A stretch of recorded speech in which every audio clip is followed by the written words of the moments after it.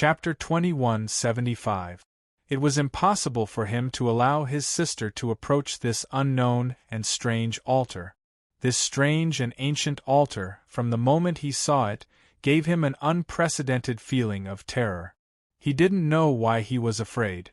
He only felt that this kind of fear and dread seemed to be something he was born with. He even felt as if even his thoughts had almost been frozen. Brother reached out his hand without thinking and wanted to grab little Ya's arm. However, at the moment of contact, a strange power directly bounced him away even though he was wearing a light armor.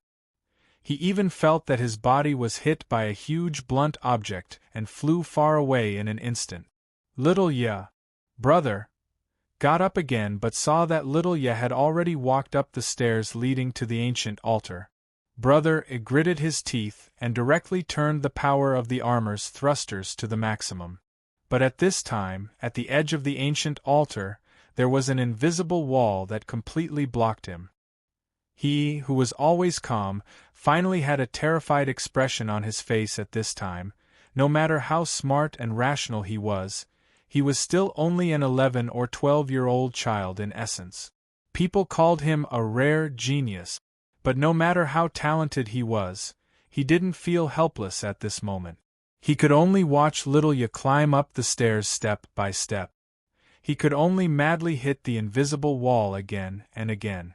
He could only shout his sister's name again and again, praying that she could wake up in time. Little Ya, finally, the little girl climbed up the altar. She stood in the center of the altar, in front of the huge eyeball that had been floating like a floating eye and even reached out to touch it. Soon, little Ya's palm directly reached into this strange round eyeball, or it should be said that she was sucked into it. Arms, shoulders, body. Little by little, little by little.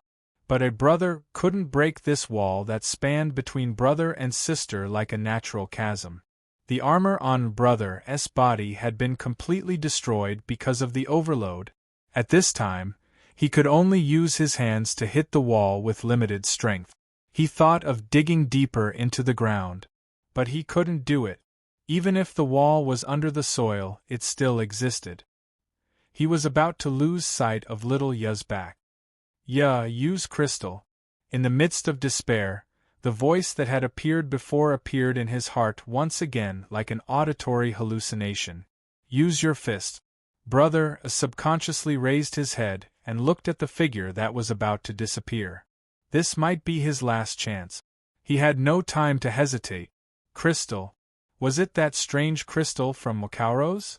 Clenching the crystal in his fist, the boy stood up in anger and fear and let out a hysterical roar. Give it back to me! Bang! Under the bombardment of the fist that held the crystal box, the invisible wall shattered with a loud bang. It was as if the space was being torn apart. At this moment, a powerful force pushed Big Brother directly into the altar. Just as little Ya was about to be completely devoured, the boy used all his strength to pull her out of the strange sphere of the eye. The black substance, which was so viscous that it seemed as if it had a life of its own, was being pulled away from little Ya's body bit by bit, as if it was unwilling to part with it. Get away from me! The boy roared again.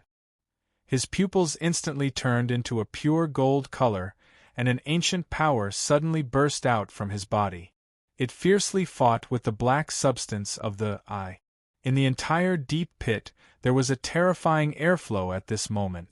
The airflow crazily circled, and actually annihilated the substance in an instant. Brother, in the stalemate, little Ya's consciousness regained a bit of clarity. Seeing this, Big Brother gritted his teeth and took out the pure white feather that Metatro gave him as if he had a sudden inspiration. He directly threw the feather to the black eyeball. The feather instantly burst out with a dazzling radiance, but it was instantly devoured by the black eyeball. However, the moment the black eyeball devoured the feather, the sticky substance that was pulling little Ya slowed down for a moment. Brother gritted his teeth and kicked his legs with all his might. In the end, he completely separated little Ya from the viscous substance. The brother and sister rolled down the stairs. The black viscous substance was actually chasing after them, and in an instant it crazily spewed out even more, but the ancient altar was like a natural cage, making the black viscous substance unable to leave even half a step no matter how violently it surged. The eyeball in the altar was crazily twisting, but in the end it gradually faded away. The airflow that could annihilate tangible things in the surroundings was calming down. Everything finally returned to peace. Little ya. He gently patted his sister's cheeks, but he saw that his sister was in a half-awake state at this moment. She muttered, "Fate cannot be changed, one day we will." This was not the tone of Little Ya that he was familiar with. "Little Ya? Brother? What's wrong?" At this moment, Little Ya's gaze had returned to normal, but her face was slightly pale, and there was a puzzled expression. "Nothing." Little Ya's brother took a deep breath, shook his head and said, "Nothing, as long as you are fine." He hugged her tightly. "Brother, it's been a long time since you've hugged me like this." Little Ya closed her eyes and wrapped her arms around her brother's back. She whispered in his ear, "It's good that you're fine. Little Ya will always be by your side." What is this thing? Although everything had calmed down, that ancient and strange altar still existed at the bottom of this deep pit. Little Ya looked at it curiously, but she was instantly pulled back a few steps by her brother. "This place is a bit strange, let's get out of here quickly." But how can we get out of here?" Little Ya's brother pondered for a while, opened his palm, and stared at the crystal box in his hand. Then, he tentatively raised it, closed his eyes, and said in a deep voice, "Cowrose." The battle had entered a state of life or death. Thick smoke rose from the human resistance's battleships, but they still stubbornly continued to fire. In the air, the evil spirit giant dragon roared, and one after another, the human fighter jets crashed. On the ground, the flames of war continued, like a long and narrow line of fire. Several rays of light shuttled back and forth on the battlefield, shining on the human resistance like the last torch. "This won't do. There are too many evil spirits. If this continues, forget about dealing with the evil spirit emperor. I fear that we won't be able to move before we destroy the army of evil spirits. Big Sis, what should we do now?" Kaliana's voice sounded in the channel of the four pilots, but she did not receive an immediate response. After recharging again and again, the energy that the battleship could provide for the Dawn armor had reached the bottom. "The power of the evil spirits all comes from the evil spirit emperor. If we can defeat the evil spirit emperor." "Second sister," Meshi muttered, "but with our current strength, that evil spirit emperor, isn't he being beaten up by that young angel right now? Maybe we can." "If we can, what about the battleship? Without the Dawn armor, they won't be able to hold on for long. Kaliana, go help that young angel." Big Sis Gamma said in a deep voice, "I'll take over your position." "Big Sis, but you're just... Go quickly." Kaliana immediately clenched her teeth, turned her head and pressed down on the control sphere, causing the third battle armor, Althea, to quickly lose power and move towards the battle between the young angel and the evil spirit emperor. But the moment Kaliana moved forward, a terrifying sandstorm that covered the sky erupted from the ground. It almost covered the entire park. The sand pillar that erupted even rushed into the sky, swallowing nearly 1/5 of the army of the evil spirit country. This change shook the entire battlefield. Even Metatron could not help but stop, its gaze strange and puzzled. As for the evil spirit emperor, it found a chance to escape from the lock of Metatron's huge sword of feathers. This strange young angel was not much stronger than it, but he seemed to have a natural ability to restrain it. This fight did not last long, but being suppressed and beaten up all the time made the evil spirit emperor feel very depressed.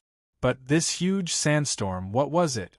At this moment, as the sand fell, a horrifying black shadow that was hundreds of times larger than the evil spirit giant dragon appeared in everyone's sight. No, even with their eyes, they couldn't see the full appearance of this gigantic thing. This is a temple? In an instant, the evil spirit emperor let out an incredulous cry. A temple! This was indeed a temple that was buried deep under the ground, and it was a temple with hands and feet. At the top of the highest tower of the temple, there were two figures standing. One was a woman, and the other was the leader of the Qingtian. To be exact, the leader of the Qingtian was not standing, but lying on her stomach. The temple giant suddenly waved its huge palm and slapped forward. The evil spirit, giant dragon, that was feared by humans was as small as a sparrow in front of the temple giant's palm. The evil spirit, giant dragon, that required a lot of effort to deal with was smashed to the ground with a single slap. Its body was destroyed, and it couldn't get up anymore. It's the leader of the Qingtian. Cheers of surprise burst out in the bridge fortress of the human warship. It's our ally. The leader of the Qingtian must have found the ultimate power to deal with the evil spirit dragon. With this giant, we can deal with it no matter how many evil spirit legions there are. Immediately contact the Qingtian and ask it what's going on. Yes. We can't contact it. Compared to the excitement of the human resistance army, the leader of the Qingtian looked worried. In its opinion, this temple giant was probably another terrifying power that was not inferior to the evil spirit dragon. All of this came from the woman who called herself Yulia. Intuitively, the Qingtian felt that this woman had a chaotic personality and was neither good nor bad. She was probably an egoist. TSK, this feels so good. I haven't felt so good in a long time. Senior sister Yulia's eyes were blurred, and she clenched her fists. 2 streams of hot tears almost flowed out. How long has it been? Ever since she was unlucky enough to be sucked into subworld number 003, she had been hiding until now. Now, she could finally go through a real star creation. However, she didn't forget the purpose of coming to this page world. Based on her experience in the previous Crayon Kingdom world, a page that belonged to this world would probably appear after she dealt with the evil spirit emperor. Since she had no choice but to go through the Star Creation Temple this time, Yulia didn't intend to complete the storyline of this world like she did in the Crayon Kingdom. However, on the other hand, since this world allowed the activation of the Star Creation Temple, did that mean that she could skip the storyline? Evil Spirit Emperor, come out. See if I don't beat the shit out of you. Senior sister Yulia hadn't shown off like this for a long time. She felt that she couldn't hide anymore. If worse comes to worst, she could just use a special page to move to another page world, right? She had already thought of a way out. Ha. At this moment, the temple giant's hands were waving wildly like a naughty child splashing dirty water in a river. It stirred up the entire battlefield like a muddy river. However, large swathes of wraiths, giant dragons, were slapped down, and large numbers of wraiths, titans, were directly trampled to death. The war between humans and wraiths was tipping over at a frightening speed. Ha. Die. Die, all of you. On the battlefield, aside from the sound of explosions, the only sound that could be heard was Yulia's crazy laughter. Big sister, why do I feel like this woman is someone who was driven mad by an unscrupulous boss, has nowhere to vent her anger, and can't get married? Kalyana, be careful. A huge shadow descended. It was the temple giant's foot, and it was currently trampling indiscriminately. The human resistance army and the evil spirit army were already tangled in a chaotic battle, and the temple giant's trampling didn't differentiate between friend and foe at all? This crazy woman. Kalyana gritted her teeth and awkwardly dodged to the side. A good chance. The 4th Academy's Renina abruptly exclaimed. She then piloted Alpha with a sword cannon and went straight for the evil spirit emperor. That isn't Yulia, is it? Within the gloomy light, the six-winged angel boy furrowed his brows and muttered, "At least, it's not the Yulia I know," but, with that in mind, Metatron turned its gaze towards the ground, as if searching for something. After giving the evil spirit emperor a beating, it understood that with its current strength, it would take a very long time before it could cripple the evil spirit emperor. This would become a very long war. Furthermore, with this temple giant's participation, it would be more than enough to make the evil spirit emperor suffer. And so, it decided to do the second thing first. "Found you, rat!" Metatron instantly descended to the ground. In the distance, the evil spirit emperor's heart skipped a beat, intending to use this opportunity to launch a sneak attack. But before it could do anything, Alpha's sword cannon had once again struck its body. The evil spirit emperor scoffed, but the 4 pieces of Gadon armor had already appeared next to it. "You're wounded," Gamma's cold voice abruptly came. The evil spirit emperor didn't say anything. It was indeed wounded by Metatron's sword of feathers, so much so that small cracks had appeared on its armor. Right at this moment, a gigantic fist descended from the sky like a meteor. Seeing that, Kaliana and her sisters were shocked and quickly scattered. What a crazy woman! The fist directly struck the evil spirit emperor's body. However, this meteorite-like fist was now forcefully held in the air, seemingly unable to descend even half an inch. The evil ghost emperor's hands were raised high, his fingers completely piercing into the surface of the stone fist, his entire body emitting a terrifying presence. "Die, die, die, die!" Senior Yulia didn't care about that.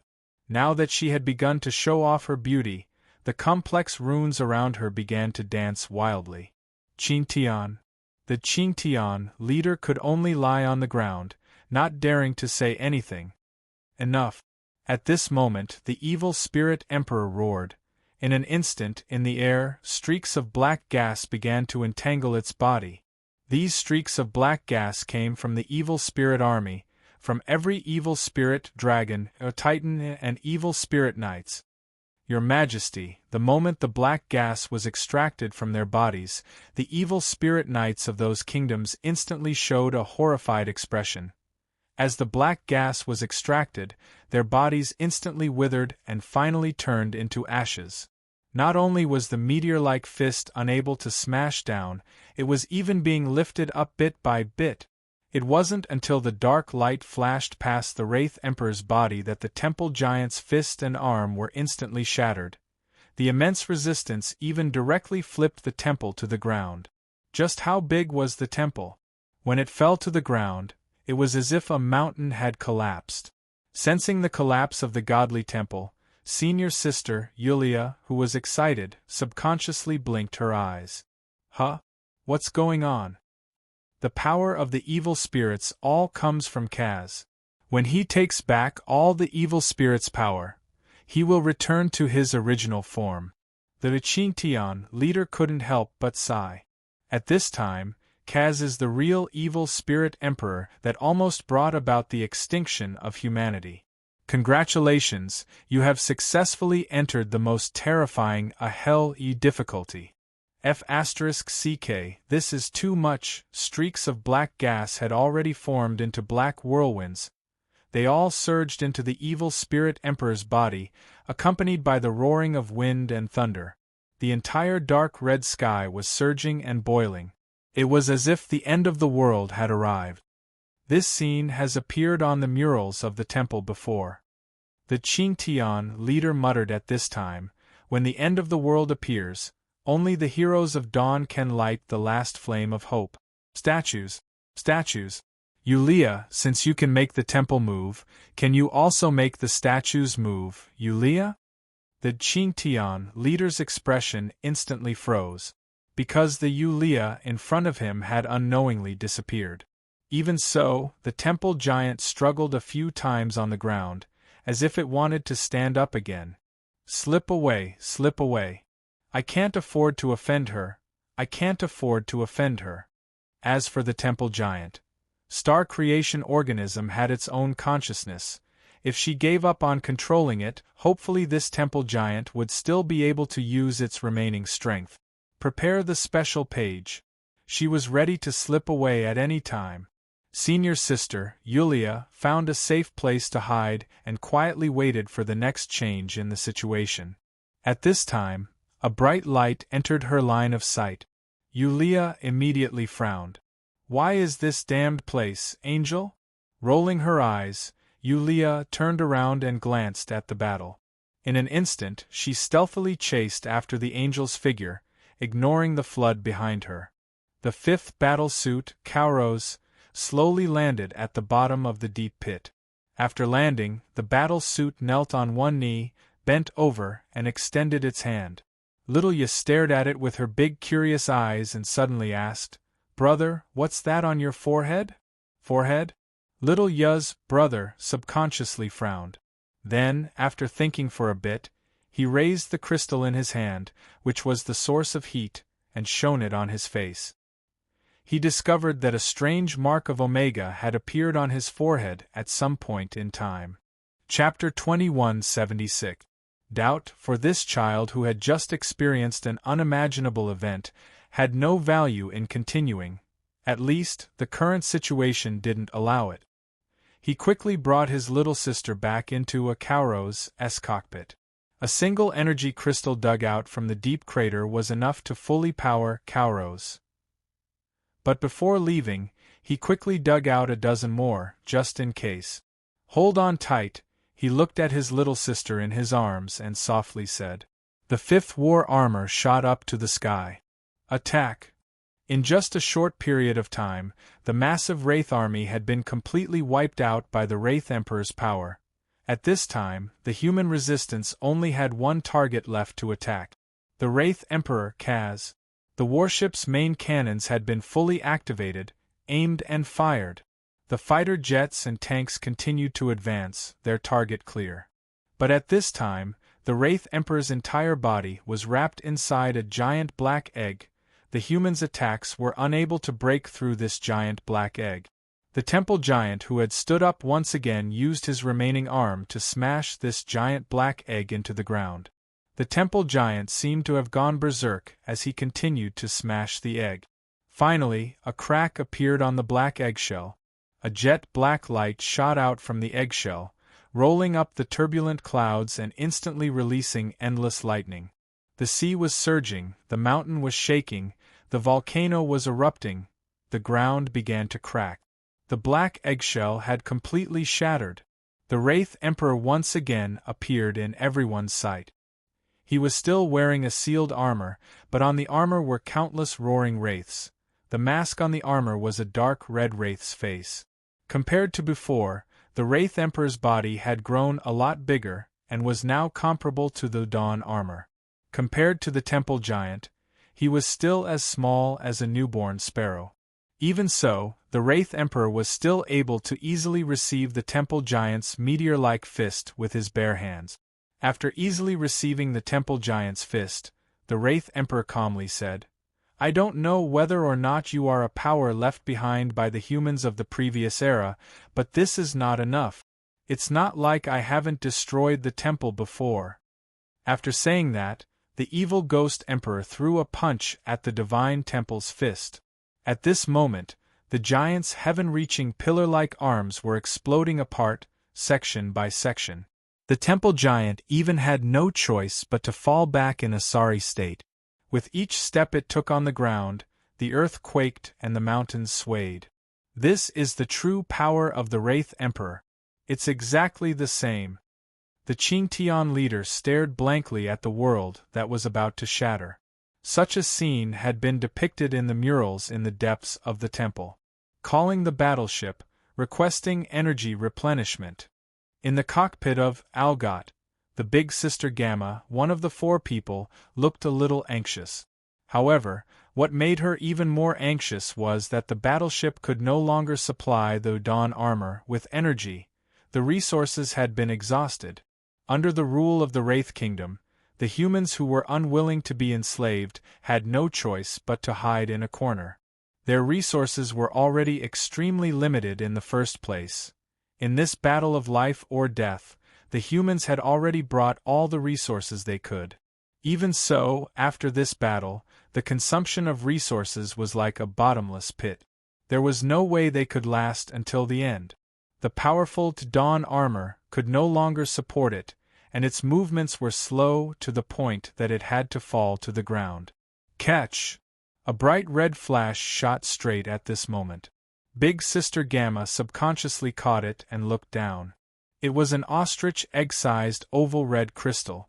At the same time, a similar flash shot towards the front of Kalyana and the other two's armor. At the same time, a childish face appeared on the screen in the Four Sisters' cockpit. The little pilot of the 5th General. This is... Kalyana couldn't help but open her mouth and subconsciously said, "Child, didn't you already run away? Use it quickly, it can replenish the armor's energy." In Kauros, little Ya's brother quickly said, "What is this? It can replenish so quickly, and the purity is far higher than the bases by a few levels." Big Sister Gamma exclaimed. Obviously, she had already taken the lead in using this red crystal. "It's really..." Kalyana couldn't help but widen her eyes, her face full of disbelief. "Good boy, child. I wronged you just now. So you weren't running away, but looking for energy. I'm sorry. It seems that I can only let you drive my big car to atone for my sins." Little Ya's brother was silent and frowned. "What is driving a big car?" Kalyana looked at the armor's soaring energy, licked her lips and said, "You want to know? If you want to know, I'll slowly teach you later. Now, wait for this big sister to have fun with the Wraith Emperor first." After saying that, the third armor, Althea, instantly raised the huge electromagnetic cannon and released it at full power without saying anything. With the energy supply of the red crystal, she seemed to be able to fire a lot of these cannon shots. Bang! The electromagnetic cannon shot directly hit the Wraith Emperor's body and actually moved it. At the same time, the other 3 armor that had been replenished also attacked the Wraith Emperor together. The armor's speed seemed to have increased by a lot. Hero's crystal. The Wraith Emperor lightly snorted. "I didn't think that you would be able to find these things. But these are just crystals formed by a trace of Hero's power, far from enough." In an instant, the dawn armor that seemed to have gained the upper hand was easily suppressed again. The 4 sisters immediately fell into a difficult and bitter battle. The newly replenished energy was also rapidly decreasing. Kauros did not do anything. He only focused his attention on the Wraith Emperor's every move. "Brother, we've given the energy. Are we not leaving?" "We can't leave. The outside world is already like this. It's the same no matter where we go." Brother shook his head. "If we can't defeat the Wraith Emperor here, even if we can leave now, it would be meaningless." "Brother, do you want to defeat it?" "Of course. Only by doing so can we live the life we want." Brother said without thinking, "This guy seems to care a lot about the Wraith mask on its face. Could that be its weakness? Then, little Ya can help brother." "What?" His eyes never left the Wraith Emperor. But at this moment, due to the difference in their gazes, he had no choice but to lower his head to look at his little sister, until he was certain that his little sister was not joking. "I can do it." After saying that, his little sister's gaze gradually changed. It was very similar to when little Ya entered her listener state. But the difference was, this time, little Ya seemed to be able to maintain her consciousness. "I can do it," little Ya said again. Then, she pressed both her hands on the control panel of the cockpit. At the same time, the system wizard of a blue flying bird flashed on the screen. The bird spread its wings and projected a virtual keyboard. Little Ya's hands moved across the virtual keyboard at an unimaginable speed. "Where did you learn to operate these things?" her brother subconsciously asked. "I don't know. I just know how." Little Ya did not turn her head. Instead, her hands moved even faster. "They seem to have come out of my head on their own. All right, the lock seems to have been unlocked." "Lock." Little Ya pointed at the screen. Surprisingly, the blueprints of the 4 war armors appeared on the screen. That's right, brother. You can use them now. Use them to your heart's content. Little Ya's brother opened his mouth. However, he still subconsciously pressed the button. Perhaps it was because Kaliana was the first war armor pilot to appear before him. The war armor he pressed was the 3rd war armor, Althea. On the battlefield, the human warship was rapidly falling. Before it fell, the 2 beams of light shot out from the malevolent Ghost Emperor's eyes destroyed the warship. The fall of the warship caused Meshi's, Kurlet, to pause for a moment. This pause was clearly fatal. In an instant, Kurlet's head was pinched by the malevolent Ghost Emperor, crushed. Kurlet fell to the ground. Meshi! Big Sister Gamma cried out in grief. Her bloodshot eyes stared intently at the malevolent Ghost Emperor. Argot raised her spear and charged at the malevolent Ghost Emperor without regard for her life. The malevolent Ghost Emperor waved his hand. The black greatsword that had been destroyed by Metatron's feather sword appeared once more. With a swing of the black greatsword, it cut Argot's spear in half. It even left a large wound on Argot's body. The cockpit was broken open and Big Sister Gamma was instantly exposed to the air. Time seemed to be slowing down. Gamma looked at the black greatsword that was slashing at her once more. She stubbornly stared at the impending death. Big Sister! Kaliana cried out in shock. Her face turned pale. So! In her moment of despair, she suddenly heard an ear-piercing sound of something breaking through the air.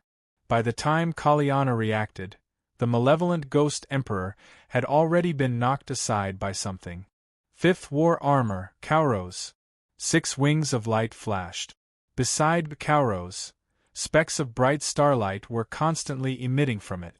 At this time, the Argot's arm was grabbed by Kauros and lifted into the air. Inside the cockpit, Gamma's face was filled with a complicated expression of having survived a calamity. "Are you all right?" Big Brother quickly asked. No. Gamma subconsciously shook her head. Soon after, she said, "Not yet, thank you," probably because it was very difficult to say words of thanks to a child. This usually calm and mature Big Sister was somewhat unable to adapt. However, the malevolent Ghost Emperor was still here. The crisis had not been completely resolved. However, the malevolent Ghost Emperor did not counterattack. Instead, he casually lowered his black greatsword. "You appeared again. Why didn't you run away? Have you finally thought it through? Submitting to me is the only correct choice for you." "All right, I will submit to you." Little Ya, Big Brother, suddenly nodded. The malevolent Ghost Emperor was so stunned that he seemed to be unable to react. The 4 sisters actually opened their eyes wide in disbelief. "Ha ha ha ha!" The malevolent Ghost Emperor suddenly burst out in laughter. "I did not mishear. Brat, do you know the consequences of lying?" At this moment Kauros suddenly tossed Argonaut aside. Then, with a flash of his wings of light, he actually charged towards Althea that Kaliana was piloting. In the instant that Kaliana was unable to react, Kauros' palm directly pierced through Althea's body. "Child, you?" Althea trembled a few times and then stopped in an instant. Kauros directly carried the destroyed Althea and slowly flew towards the malevolent Ghost Emperor. In the end, he lifted Althea up. Little Ya, a Big Brother, calmly said, "What else do you want me to do now?" "Child, you really—" Within Althea's cockpit, there was a patch of dark red. Kaliana was madly hitting the control ball. She was incomparably shocked and furious. "You detestable brat! You actually want to betray humanity! Ha ha ha ha!" The malevolent Ghost Emperor once again laughed loudly and mockingly. The successor of the hero's power actually, the times have indeed changed. The fearless hero is no longer here. In the end, humanity has degenerated into selfish and lowly vile fellows. Good. I've said it before, as long as you pledge allegiance to me, you will become the malevolent Ghost Prince. From today onwards, I will give you half of this world. No need. I only want to live a stable life. Little Big Brother shook his head. You can rule your world. Just leave me a home. Truly a simple and lowly wish, the malevolent Ghost Emperor lightly laughed. In that case, hand over your secret crystal as well. At this moment, Cauro's cockpit opened without even thinking. Within the opened cockpit, on the control panel, a sparkling crystal was slowly rising. At this moment, Little Big Brother directly sat down on the pilot's seat. His hands were hanging by his side, and he even closed his eyes. He had completely given up on operating the cockpit. At this moment, Kaliana had already given up on cursing. Her eyes were lifeless as she watched all of this happen. She was practically paralyzed within the cockpit. Perhaps she should not have that much hope for a child at all. I'll fulfill your wish. The malevolent Ghost Emperor's voice contained a trace of joy. As if he could not wait any longer, he directly extended his hand, wanting to dig out Cauro's secret crystal. He was about to touch Cauro's core. The radiance of the core crystal was reflected before the malevolent Ghost Emperor, like the most precious secret treasure in the world. It was so enchanting. At this moment, an extreme flash of light appeared before the malevolent Ghost Emperor. It was a flash of light that directly cut through the middle of his body. At some unknown point in time, the little youngster within the cockpit had opened his eyes. A sword had appeared in Cauro's hand. A large sword transformed from the war equipment Althea. At this moment, the large sword was already pointing towards the sky. A perfectly straight crack appeared on the malevolent Ghost Emperor's body. Starting from his head, it continued down to his lower body. Terrifying black energy was currently gushing out from the cracks on the malevolent Ghost Emperor's body. At this moment, everyone could already hear the miserable howls of the malevolent Ghost Emperor in the air. The malevolent Ghost Emperor used both his hands to cover his face, frantically twisting his huge body, but he was still unable to stop the black energy from gushing out from his body. Following the gushing of the black energy, the malevolent Ghost Emperor's huge body was also continuously shrinking. Just now, what happened? Within Althea's cockpit, Kaliana looked at the scene before her in disbelief. On the screen of the cockpit, only the words "Sword Armor" mode appeared. She never knew that Althea could turn into a sword, and this sword was currently being held by Cauro's brat child. You were lying just now? For this final attack? Kaliana immediately cried out in shock, her bright eyes continuously sizing up the little youngster on the screen. Why didn't you say so earlier? Moreover, was there a need to make it so real?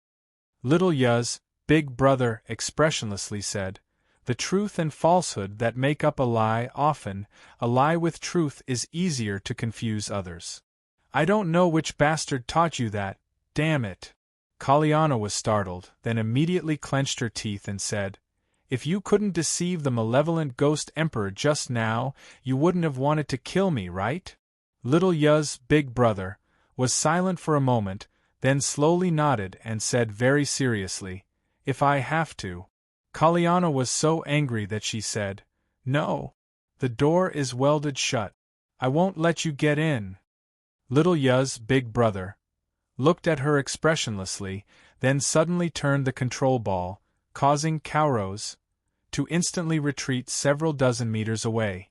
At some unknown time, the malevolent Ghost Emperor had already stopped that painful writhing, instead becoming calm. At this time, it had already shrunk to the size of a normal person, or even, it had become thinner and smaller. This guy, he can actually still hold on. Kaliana's eyes trembled. At this time, the malevolent Ghost Emperor's helmet completely shattered. After that, a pale and bloodless human face appeared before everyone's eyes. Following the shattering of the mask, the armor on the malevolent Ghost Emperor's body also shattered inch by inch. In the end, what appeared from the shattered armor was surprisingly a silver-haired youngster. On the youngster's forehead, there was also an Omega imprint. The instant the silver-haired youngster appeared, little Yuz, big brother, instantly raised Althea's sword, his whole body becoming alert. However, this silver-haired youngster did not seem to have any intention of making a move. Instead, he silently sized up the situation before him. Feeling this silver-haired youngster's gaze, little Yuz, big brother, even had a feeling that this youngster had directly seen through the cockpit and was looking at him. Congratulations on passing, although the process is somewhat different. The silver-haired youngster smiled faintly at this time. I also had a lot of fun, this time. What exactly are you doing? Little Yuz, big brother, frowned slightly. The silver-haired youngster shook his head. You don't need to know, it's enough for him to know. After saying that, the silver-haired youngster suddenly looked up at the sky, a thought-provoking smile appearing on his face. Am I right, Imperial brother? Who are you talking to? Little Yuz, big brother, asked with a deep voice. At this time, the silver-haired youngster waved his hand and a golden page appeared on his palm. The silver-haired youngster blinked his eyes, held the golden page in his hand between his fingers, waved it and said with a light smile, after working so hard for so long, the reward for passing this stage should be out, but this is not for you. Little Yuz, big brother, immediately felt that this silver-haired youngster's nature contained a trace of viciousness. At this moment, the silver-haired youngster waved the golden page in his hand and threw it at a certain place in the park that had long since been destroyed. The instant the golden page was thrown, the silver-haired youngster's body suddenly flashed, and in the next instant, he appeared in Kauro's cockpit. He extended his hand to cup little Yuz, big brother's cheek. At this moment, little Yuz, big brother, was actually unable to move his body. I caught you! What? While little Yuz, big brother, was stunned, the silver-haired youngster's body turned into a ray of starlight and instantly disappeared.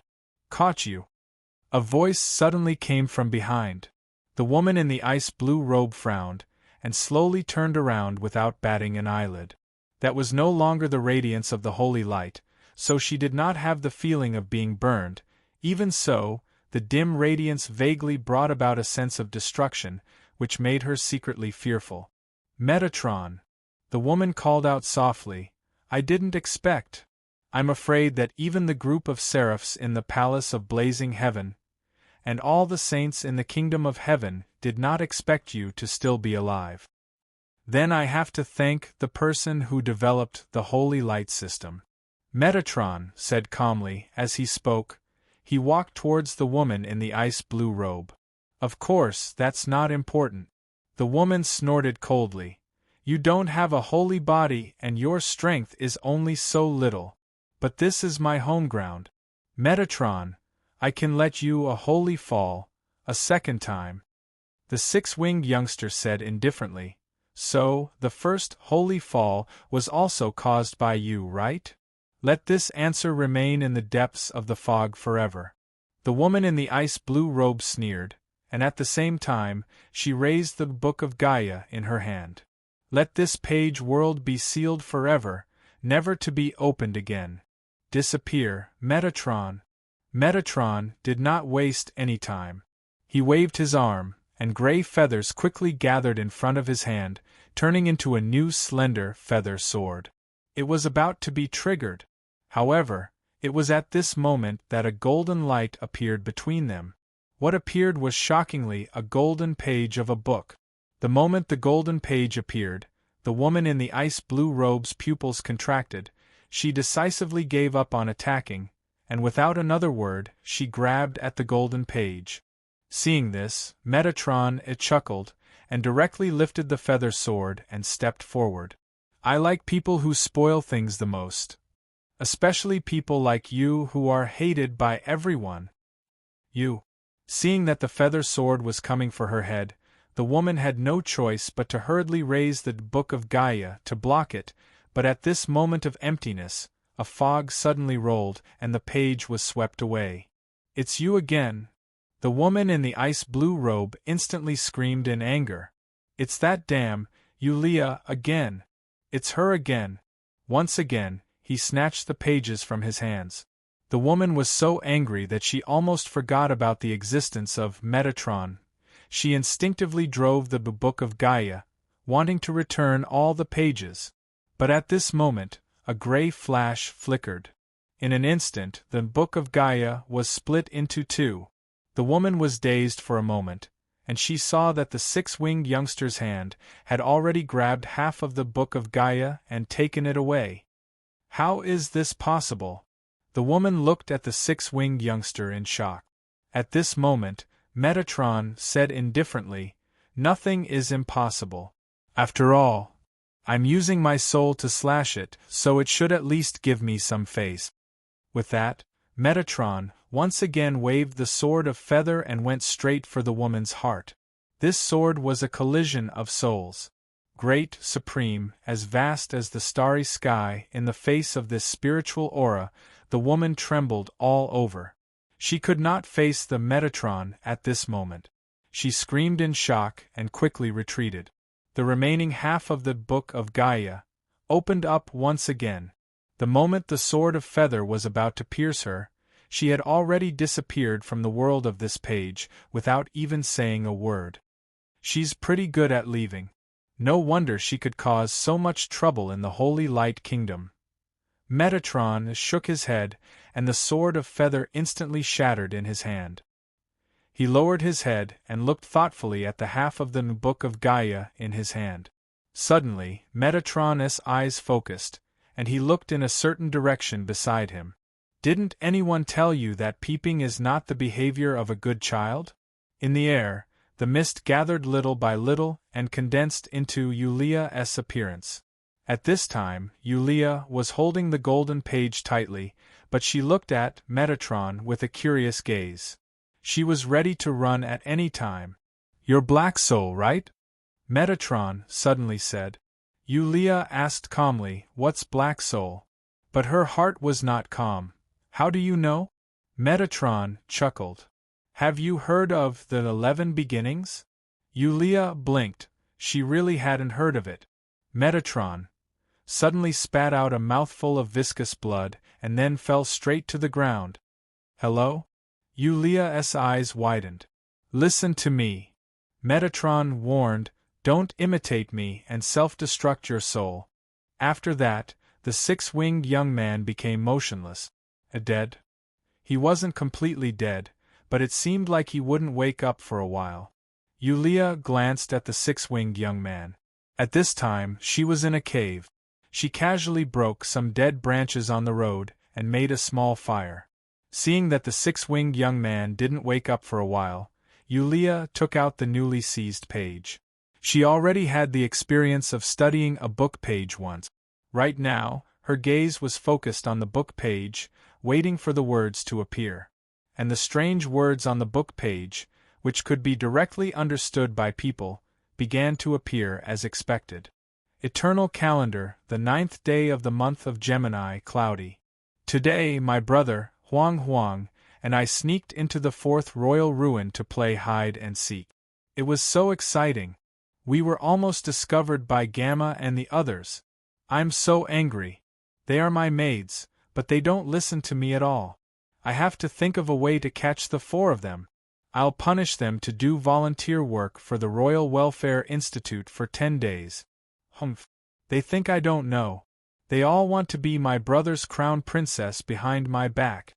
I clearly see them as good sisters, but they all want to be my sisters-in-law. So hateful. However, something strange happened today. I forgot something that happened in the ruins. I asked my brother, but he didn't tell me. He said it's fine as long as I'm fine. I seem to have heard a strange sound, but I can't remember. Forget it. If my brother says I'm fine, then I'm fine. But there's one more thing that pisses me off. That is, Huang actually broke the limited edition platinum, Kaz, that I painstakingly drew. Huang is a big bad guy. I hate him the most. Fortunately, my brother fixed the Wakaz for me. Today is also the day I like my brother the most. Chapter 2177. The 2 golden pages floated in front of Senior Yulia. After neatly folding them, she quickly placed them in her bosom. Then, she thoughtfully looked at the six-winged youth, Medellin. At this time, half of the Book of Gaia was still in Medellin's hand. Moreover, his grip was very tight. Senior Yulia had already tried to pry open Medellin's hand, but she was unable to pull out the Book of Gaia's hand. She didn't know if this guy was really unconscious or just pretending. In any case, she was also a master of performance. Yet, she couldn't tell. How about I try again and see if I can steal the other half of the Book of Gaia first? She didn't hesitate to do it. However, just as the senior Yulia extended her evil hand toward the unconscious handsome youth, Medellin woke up. He opened his eyes in an instant and sat up like a spring. Senior Yulia was startled. Her face was filled with bewilderment. You're fine. What can happen to me? The six-winged angel youth asked in confusion. Senior Yulia said, but didn't you almost self-detonate your soul just now? Oh, you're talking about that. Medellin shrugged and said, don't worry. It wasn't my soul that exploded. I don't have a soul. It wasn't your soul. Senior Yulia seemed to have heard something inconceivable. You don't have a soul? We're people who travel the world. It's normal for us to carry a few souls with us for emergencies, right? Medellin said solemnly. As everyone knows, I'm someone who engages in multi-level marketing. Therefore, it's normal for me to carry a few souls with me for mystifying things. She didn't believe him for the time being. She didn't dare to say anything, but the six-winged angel boy finally woke up. Senpai, Yulia, could also properly ask him about the meaning behind his words before he fainted. What does the 11th beginning refer to? Yulia frowned. Metatron thought for a moment and said, it's an unfortunate guy. He doesn't have a name, only a code name. Picked this guy up on a battlefield somewhere in the void. When I picked it up, it was already on the verge of death. And then? Yulia frowned. Metatron said, burp, this guy spouted a lot of nonsense before, I didn't remember much of it.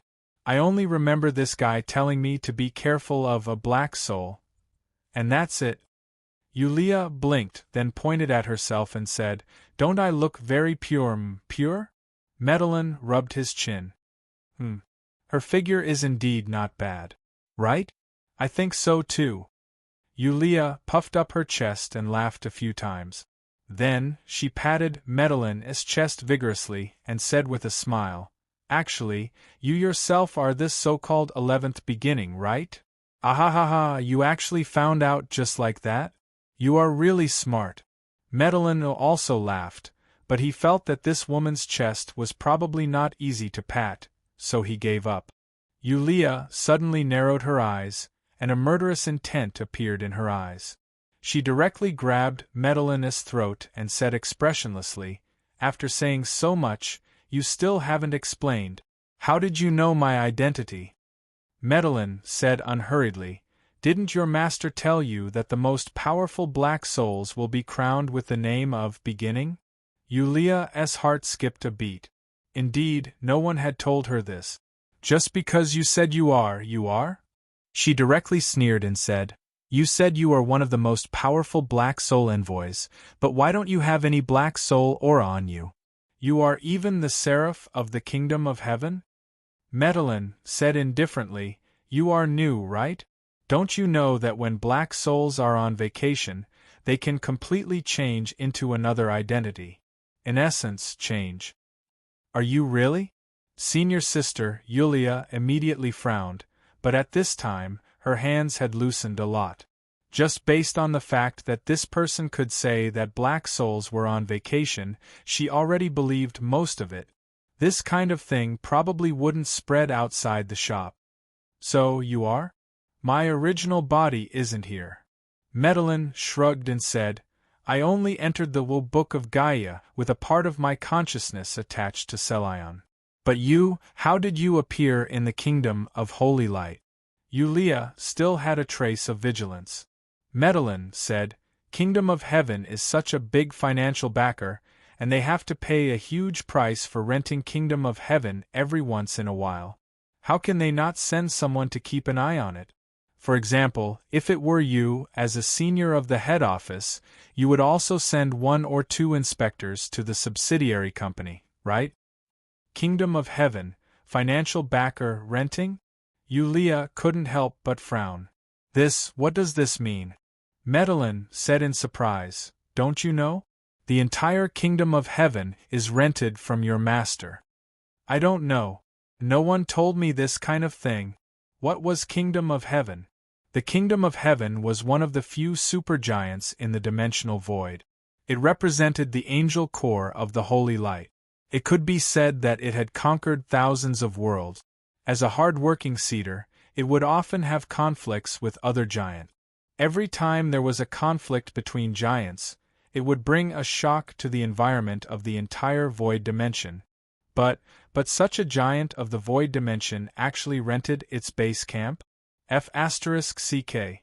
In this case, isn't the boss the landlord of Kingdom of Heaven? All along, she knew that the boss was a very powerful guy, an indescribable existence, in the void dimension, and the shop was more like a fantasy creature, but she didn't know that her boss could actually be the landlord of Kingdom of Heaven. I'm rich. This time, I'm really rich. I'm going to have a meteoric rise. That, Senior 11? Yulia already believed most of Medellin's words.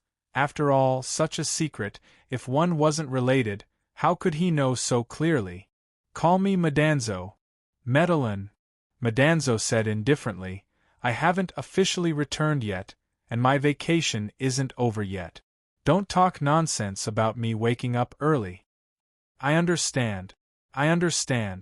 Yulia quickly nodded and immediately said, by the way, Senior, I saw you fight with the guy who pretended to be a Huang. You seem to know the background of the other party?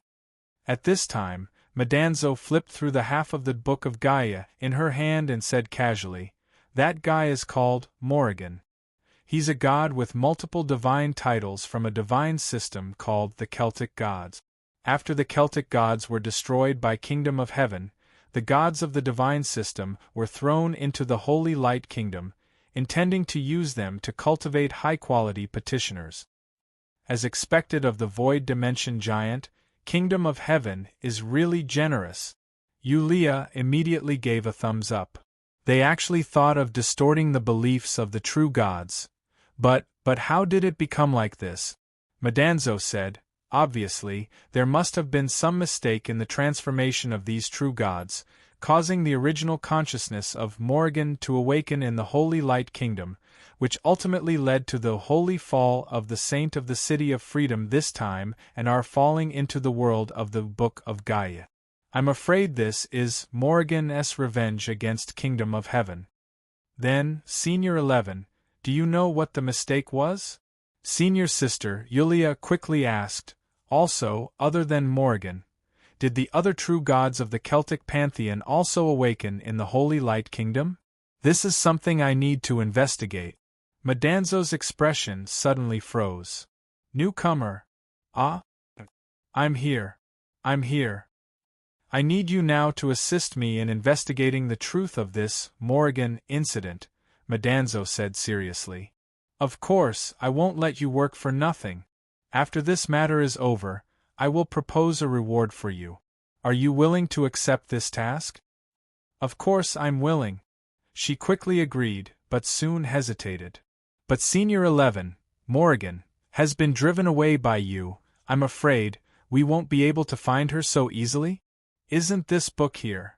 At this time, Metatro raised the half of the Book of Gaia in his hand and said with a chuckle, although there is only half of it left, even an ordinary void divine tool is not as good as 1/10 of it.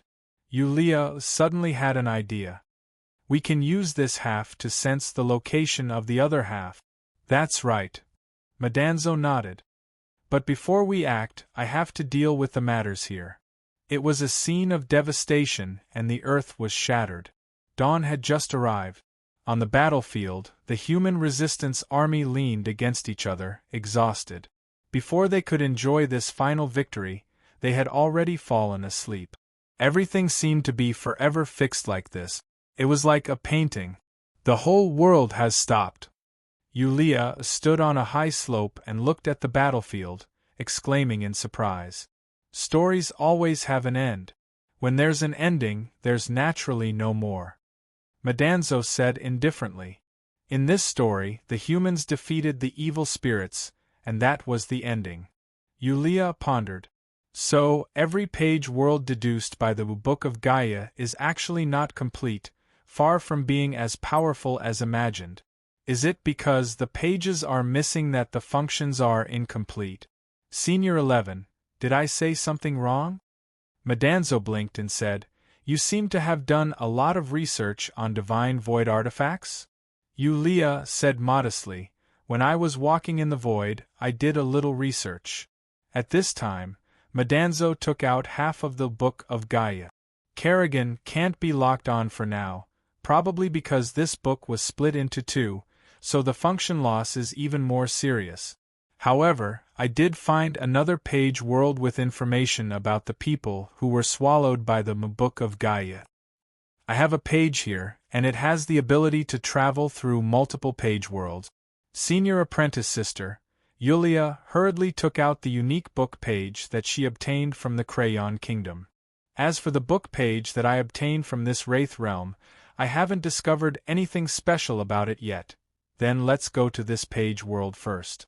Madanzo thought for a bit and said, No matter what, Kerrigan, will definitely take back this half of the Book of Gaia in my hands.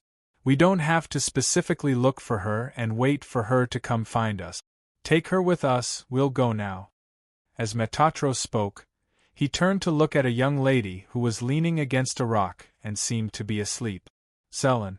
When he said he had something to take care of, it was actually to bring Selin back from the ruins of the industrial park. The 11th beginning?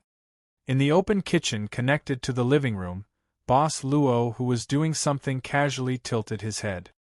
He glanced at the TV with the corner of his eyes, then ignored it and continued cutting the vegetables.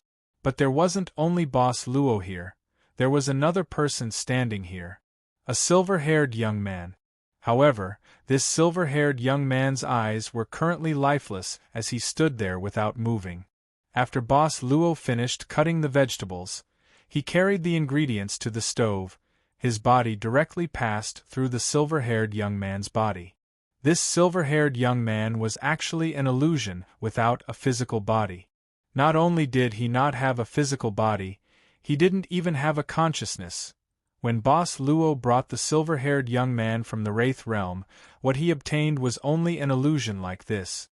The altar could be used to restore the original form of this illusion, but the cost was not worth it, because there was a power that originated from the Omega mark on the silver-haired young man's forehead, the power of the eternal royal family, a power that could even kill an origin executor. Luocho himself also had a similar power, but this power was unable to restore the silver-haired young man's illusion. I don't have a very strong desire to find out about my origins, Boss Luo muttered to himself, but it seems that it's always hoping to come to me. Then, it's my turn to catch you this time. If this is only a game. The silver-haired young man's illusion slowly faded away until it finally disappeared into the thin morning fog. A soft sound. It was the sound of a door opening. From the slightly open door, the young girl cautiously poked her head out to meet Boss Luo's gaze. The young girl seemed to be panicking. You were the one who carried me into the room last night. What happened last night? Why don't I remember anything? Boss Luo casually replied. You fell asleep while watching TV, so I brought you into the room. The young girl pursed her lips, thought of something, then closed the door. But soon enough, the young girl came out again, this time wearing a light blue dress. She came to the kitchen, leaned against the cupboard, propped her chin on her hand as she watched her brother cook, then curiously asked, What is this? Stir-fried vegetables, Boss Luo casually smiled. The snacks I ate last night were too oily, so I'll make breakfast a bit lighter. / It wouldn't be a bad idea to continue like this. The young girl simply watched. Chapter 2178. It was the sound of metal clashing against concrete. In the dark underground tunnels, the travelers were carefully moving forward in search of resources. In the ruined city, the gray snow still hadn't stopped, and the cold had already invaded the huge underground space under the city. They were now moving along a track. Mr. Katz, as the Iron Man, was at the front of the group, scouting the way. Remia followed beside Izzy. Her hands were hugging a longsword. After she and her companions fell into the black mud and came to this terrible city, they found this sword in a shop that looked like a handicraft shop. In fact, it had never been sharpened, but it was strong enough. Izzy, you have been traveling for so long, did you meet any other humans? This was a question that Remia had always wanted to ask. Perhaps because they were about to enter an unknown and dangerous place, if she did not ask some questions now, she might not have the chance to. Yes, quite a few, Z replied with a smile. Then where are they now? Remia couldn't help but ask. Those humans might be the others at the Holy Maiden ceremony. They are all living underground. Z thought for a moment and said, in a tomb. Remia was stunned and said angrily, those are called corpses. Yes, Taramaru said the same thing. Z nodded. They are humans who have become corpses. Remia sighed. How should she explain? After interacting with Z for a while, she realized that Z had many different views than her. Look, the space here has become bigger. Mr. Kaz, who was scouting the way ahead, said. The group of travelers hurriedly stepped forward. At this time, Katz was standing in front of them with an old oil lamp in his hand. It was indeed a very spacious space. This place is much bigger than the place where we hid. This seems to be called a train station. Look, there are stairs. They even found a train whose outer shell was rusted. Remia curiously approached the train and reached out to wipe the dust off the train's window. In an instant, a withered face appeared in front of Remia. Remia jumped in fright and retreated, knocking into Z's arms. Z placed her hands on Remia's shoulders. There are humans in there too. It's a corpse, Remia said with lingering fear. It's well preserved inside. We should be able to find something. Z had no intention of refuting. Instead, he carried the oil lamp and walked to the door of a carriage. He tried to open the door of the carriage. Perhaps it was because it was already corroded, but the door of the carriage actually didn't open. When it was pushed open, it even made an ear-piercing sound of friction. Found the treasure? Iron Armor Man Kaz cried out in surprise. But because of its size, it couldn't enter the train at all. It was the same for Taramaru. Even if such a huge toad managed to squeeze into the train, it would probably get stuck and wouldn't be able to move. Only Z, Mr. Chintian, and the little blue bird were able to enter. Of course, Remia was there as well. She hesitated for a while before finally entering. When they entered, Remia tried to pull the door of the train but realized that the door wouldn't open no matter how hard she tried. It was completely rusted and stuck, but Z pushed it open easily. What great strength! They must have discovered a train that was exhausted to death before. After entering, Remia watched as Z and the others opened the luggage compartments in the train and searched for useful supplies. Remia, on the other hand, walked carefully in the carriage. Perhaps because the train was a completely enclosed space, even though there were dried corpses everywhere, there were no signs of damage. The corpses were perfectly preserved. This meant that at least the inside of the train hadn't been attacked by the terrifying magic beasts outside. Why are all the passengers sitting in their seats? Remia asked curiously. On the seats of the carriage, there were dried corpses of men and women, old and young. They were all sitting in their original seat. Even their seatbelts weren't unbuckled. Facing such a strange and terrifying scene, a young girl like her should have been scared stiff.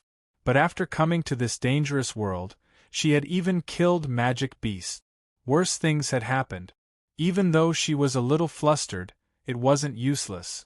Isn't that simple? The little blue bird landed on Remia's shoulder. They were sitting on it when they died. That's true, Remia said hesitantly, but don't you think it's strange? How can people sit and wait for death? If they died at the same time, then it's possible. Mr. Qingtian spoke like a lecturer. Student Remia, do you have any other questions? What? Remia was shocked. What is it that made the people here die in an instant? Mr. Qingtian thought for a moment and said, These corpses don't look injured. Some of them were sitting when they died, so they should have died at the same time. To be able to do this, they probably inhaled something fatal? Look, this corpse keeps grabbing its own neck. Is this what you call suffering? Remia looked at the dried corpses that Mr. Qingtian pointed at. The mummy's hands were completely wrapped around its own neck, and its mouth was even in an open state, as if it had screamed before. But all of this had probably happened in a short period of time. Otherwise, there would have been signs of struggle on the seat. **T. Remia screamed and quickly covered her mouth and nose. Aziz smiled and said, Don't worry. If there was poisonous gas, we would have inhaled it when we came in. There's nothing wrong now. If there really was poisonous gas, it would have dispersed long ago. The door of the train is closed, but many parts are damaged. It's not completely sealed. There's nothing useful in this carriage. Let's go to the carriage in front. The little blue bird flew from Remia's shoulder to Aziz's shoulder. Then I'll go to the carriage in the back. Let's split up, Mr. Qingtian said. Save time. Okay. Z agreed. Looking at the front and the back, Remia subconsciously followed Aziz's footsteps. When she passed by a seat, she suddenly stopped. There seemed to be a family of 3 on the seat. The parents and their children were leaning on each other.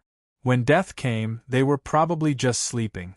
There was no trace of pain on their faces. Remia silently put her hands together as if praying for something. But soon, she let go of her hands. Praying was useless. She had tried many times. But, if it was just praying for the dead, even if there was no response from the saints, it was still possible. May you all rest in peace. What was that just now? In another carriage, Aziz suddenly looked at Remia with a hint of curiosity. Remia did not react immediately and showed a puzzled expression. Aziz imitated Remia's action and put his hands together. I'm talking about this because I've seen you do this several times. I've seen pictures of people doing this before, but I don't know what it means. This is praying, Remia said subconsciously. Telling one's wish to God. Praying to be able to avoid disaster and live happily. God. Aziz blinked and said, Is this useful? Of course. Remia blurted out but stopped. She shook her head and said hesitantly, Actually, I don't know either. Praying, was it really useful? She really did not know. When she was still in the Free City, she believed without a doubt, because every time she prayed, there would always be a response. She was a candidate for the Holy Maiden. Her prayers could produce a strong wish that was similar to the holy light. When the villagers saw her, they respected her very much. But now she could not do anything. Even before her companion died, she could not warm her hands. She should not have any doubts about her faith. But now, she couldn't do that. Remia suddenly felt scared. Perhaps, this was a place abandoned by the saint. In this world, other than death, there was only death. In the entire world, perhaps only Oizi and a few others were still alive. She did not even know if Oizi and the others could still be considered humans. Can I pray just like this? Oizi asked again. He was eager to learn. He had always been like this. He was always curious about the unknown and new things. Remia suddenly felt irritated. She reached out and slapped Oizi's hands away. Remia gritted her teeth and said, Don't pray. If you have time to pray, you might as well search for supplies. It's more practical. Okay. Z wasn't angry. He nodded casually and started searching for useful supplies in the carriage. Remia opened her mouth. She regretted her actions just now. She wanted to say something, but she could not bring herself to say it. She bit her lips and searched around silently. But things did not go as smoothly as expected. They had already found the end of the train, but they didn't find anything useful, so they could only go back. Z, you don't seem disappointed at all? Remia asked curiously. We didn't find anything either. Z said, most of the time we didn't find anything useful. Get used to it. I see. Remia nodded. She gritted her teeth and said softly, Z, just now? I'm sorry. I shouldn't have been angry with you. Just now? He looked confused. Remia stammered, just when you wanted to pray, I think you're right. Z shook his head. There's nothing wrong with stopping a wrong action. Since praying is useless, you stopped me. It's logical. I can't say that it's wrong. Remia laughed bitterly. I don't know how to explain it to you. Z smiled. It's okay. You can tell me when you've thought it through. Z, if she went to the Academy of Freedom, she would be very popular, right? Such a thought flashed across Remia's mind. Thinking of this, she hurriedly took out something from her bosom. It was a book that looked completely yellow. What's this? I found it on that family's seat just now. I saw that you usually like to read, so I wanted to take it, Remia said with some apprehension. Z took the book from Remia happily and flipped through it. Little Prince? It was like a fairy tale book, and it even had illustrations. I like the structure. Thank you, Remia. You're welcome, she exclaimed softly. What happened just now? Remia's breathing quickened instantly. Z actually reached out and brushed the hair in front of her forehead away, and then kissed her forehead. The temperature of his cheeks was rising at a terrifying speed, and it had even reached the base of his ears. "WWWW, what are you doing?"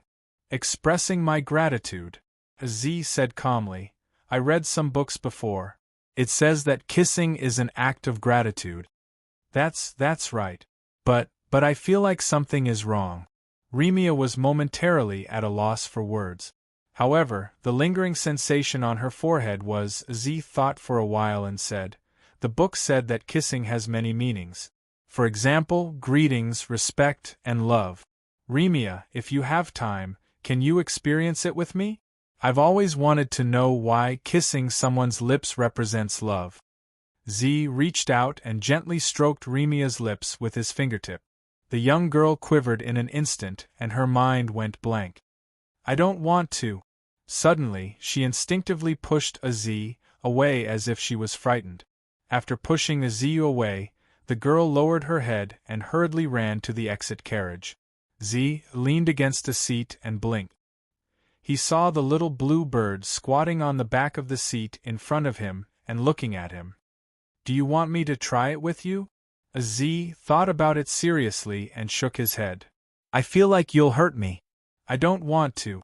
I found some canned food here. I don't know if it's edible. Did you find anything, Remia? Qingtian came back from the second half of the train. When he walked to the exit carriage, he only saw Remia standing alone in front of the door. She didn't move at all. Remia heard the sound and turned around. She looked at Qingtian and said hesitantly, Cats and Taramaras seem to be missing. Outside the train, at least in the area visible to the naked eye, there was no trace of cats and toad Taramara. End of chapter. Chapter 2179. Did they use this staircase to go up? They were standing in front of the staircase, discussing Kaz and Taramara's disappearance. There was only the way they came, the other end of the train, and the staircase leading to the underground station. There was no reason for Kaz and Taramaru to go back the way they came. As for the other end of the train, they didn't know how long it would take to reach the next station. The most likely possibility was that Kaz and Taramaru had gone ahead to explore. Logically speaking, even if they went ahead, they should have left behind some clues. Mr. Fairski was a little puzzled. They usually don't leave an explanation like this. Perhaps something happened? What do you think, Z? Let's go up and take a look. Z thought for a moment and said, We were going to go up anyway, but let's try not to split up. Remia looked at the broken escalator and felt a sense of uneasiness. That was because the underground platform was too quiet. The length of the corridor was unexpected, which meant that the platform was buried very deep. Regardless, the remaining members of the group and Remia were about to reach the end of the corridor. Look, there's light. The light at the end of the staircase was a little blinding. Remia was used to the dark environment and was only illuminated by fire and oil lamp. It was like seeing the sun that she hadn't seen for a long time. But the sky of the city was gray and gloomy, and the gray snow didn't stop falling.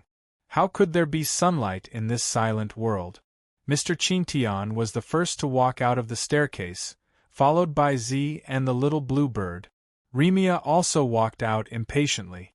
She saw that Z and Chintian were standing in front of her and didn't move. What's wrong? Remia asked subconsciously.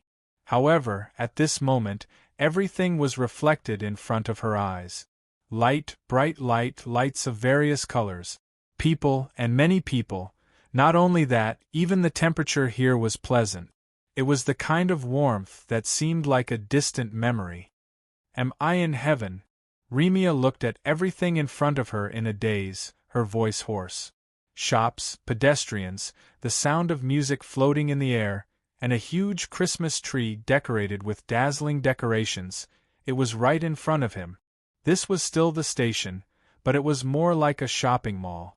The ruined city covered with gray snow and the bustling shopping mall in the huge train station were like two completely different worlds.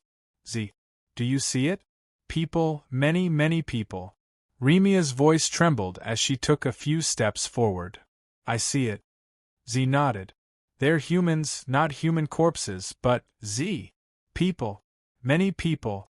The girl was extremely excited. She even grabbed Z's hand. Look. Look, there are people everywhere. There are people in this city. Z smiled faintly. He didn't seem to want to interrupt Remia's joy. Yes, I see it too. At this time, the young girl directly walked to the front. She looked at the shops on both sides and the pedestrians on the street. She walked and stopped as though she had discovered a new continent. Her face was filled with radiance, like the flashing neon lights on the street. Z and the rest quietly followed behind Remia, keeping her company until she finally stopped in front of the huge Christmas tree that was about to grow into the dome of the square. Remia clasped her hands together as though she was praying. Z and a green sky looked at her quietly. Suddenly, Remia took a deep breath and slowly opened her eyes. It feels like I've come back to life. Thank you for your hospitality. Remia? Mr. Fairsky looked at Z in confusion before looking at Remia and calling her name tentatively. Remia said faintly, I know. This place is strange, isn't it? It's cold and barren outside. How can it be so lively and warm here? It's just that. I can't resist this warmth, even if it's fake. You noticed, Z said softly. Remia nodded. The people here don't seem to be able to see us. I clearly walked past them, but their eyes didn't linger on me. Z nodded and took out a stone from his backpack. He threw it at a man and a woman who were walking hand in hand not far away. They should be a couple. The stone was thrown directly in front of the couple and bounced on the ground. However, the couple continued walking as if they didn't see it. Z thought for a moment and took out another item. It was a bottle. Instantly, Remia caught a whiff of a pungent smell similar to kerosene. She looked at the bottle in Z's hand and exclaimed, Z, isn't this too dangerous? This world is far more dangerous than you think. Z ignited the bottle in his hand and threw it. This time, he threw it at the couple who were holding hands. The moment the Molotov cocktail landed on the ground, it immediately exploded. A raging fire instantly engulfed this seemingly very loving couple. In an instant, an ear-piercing scream was heard from where the Molotov exploded. Remia's heart tightened. In the fire, the couple struggled in pain. They twisted and turned. After a while, something fell, but it wasn't the couple. After the fire, what fell to the ground seemed to be the roots of some kind of huge plant that had been burnt. What's this?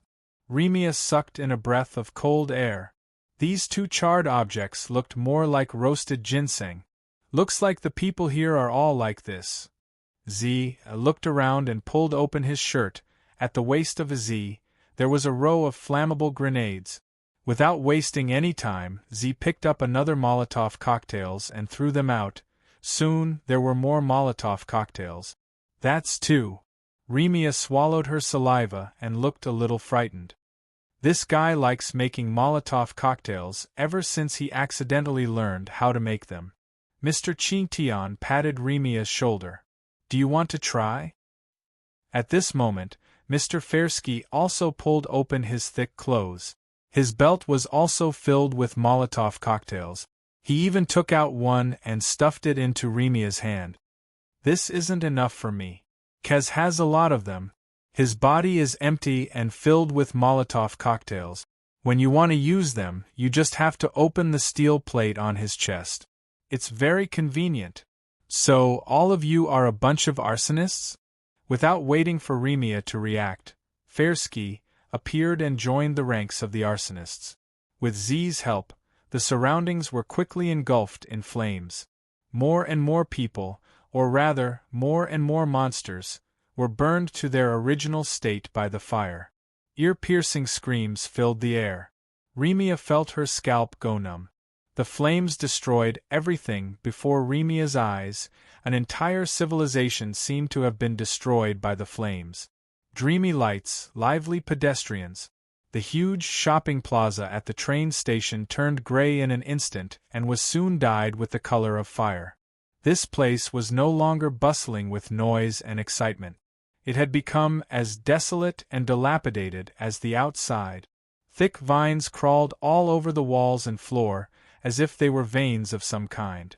The end of all these veins was the huge Christmas tree in the middle of the plaza. It no longer carried the beautiful wishes of the people for the holidays. Instead, it carried a large amount of despair and death. Remia felt suffocated. Under the Christmas tree there were piles of white bones. Finally, it's revealed its true form. A tree demon. Mr. Chintian narrowed his eyes. Look, it's Kaz and Taramaru. Under the Christmas tree, Kaz and Taramaru seemed to have fainted. They lay motionless on top of the white bones. At this moment, the Christmas tree suddenly waved its branches and slapped at them. It's really not bad. It's worth pretending to be.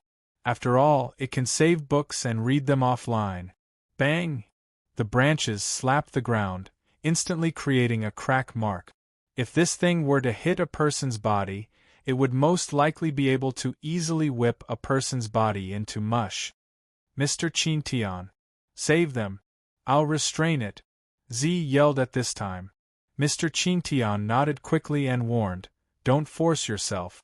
It's been a long time since you saw the sun. I know what to do. Z nodded and lit a Molotov cocktail.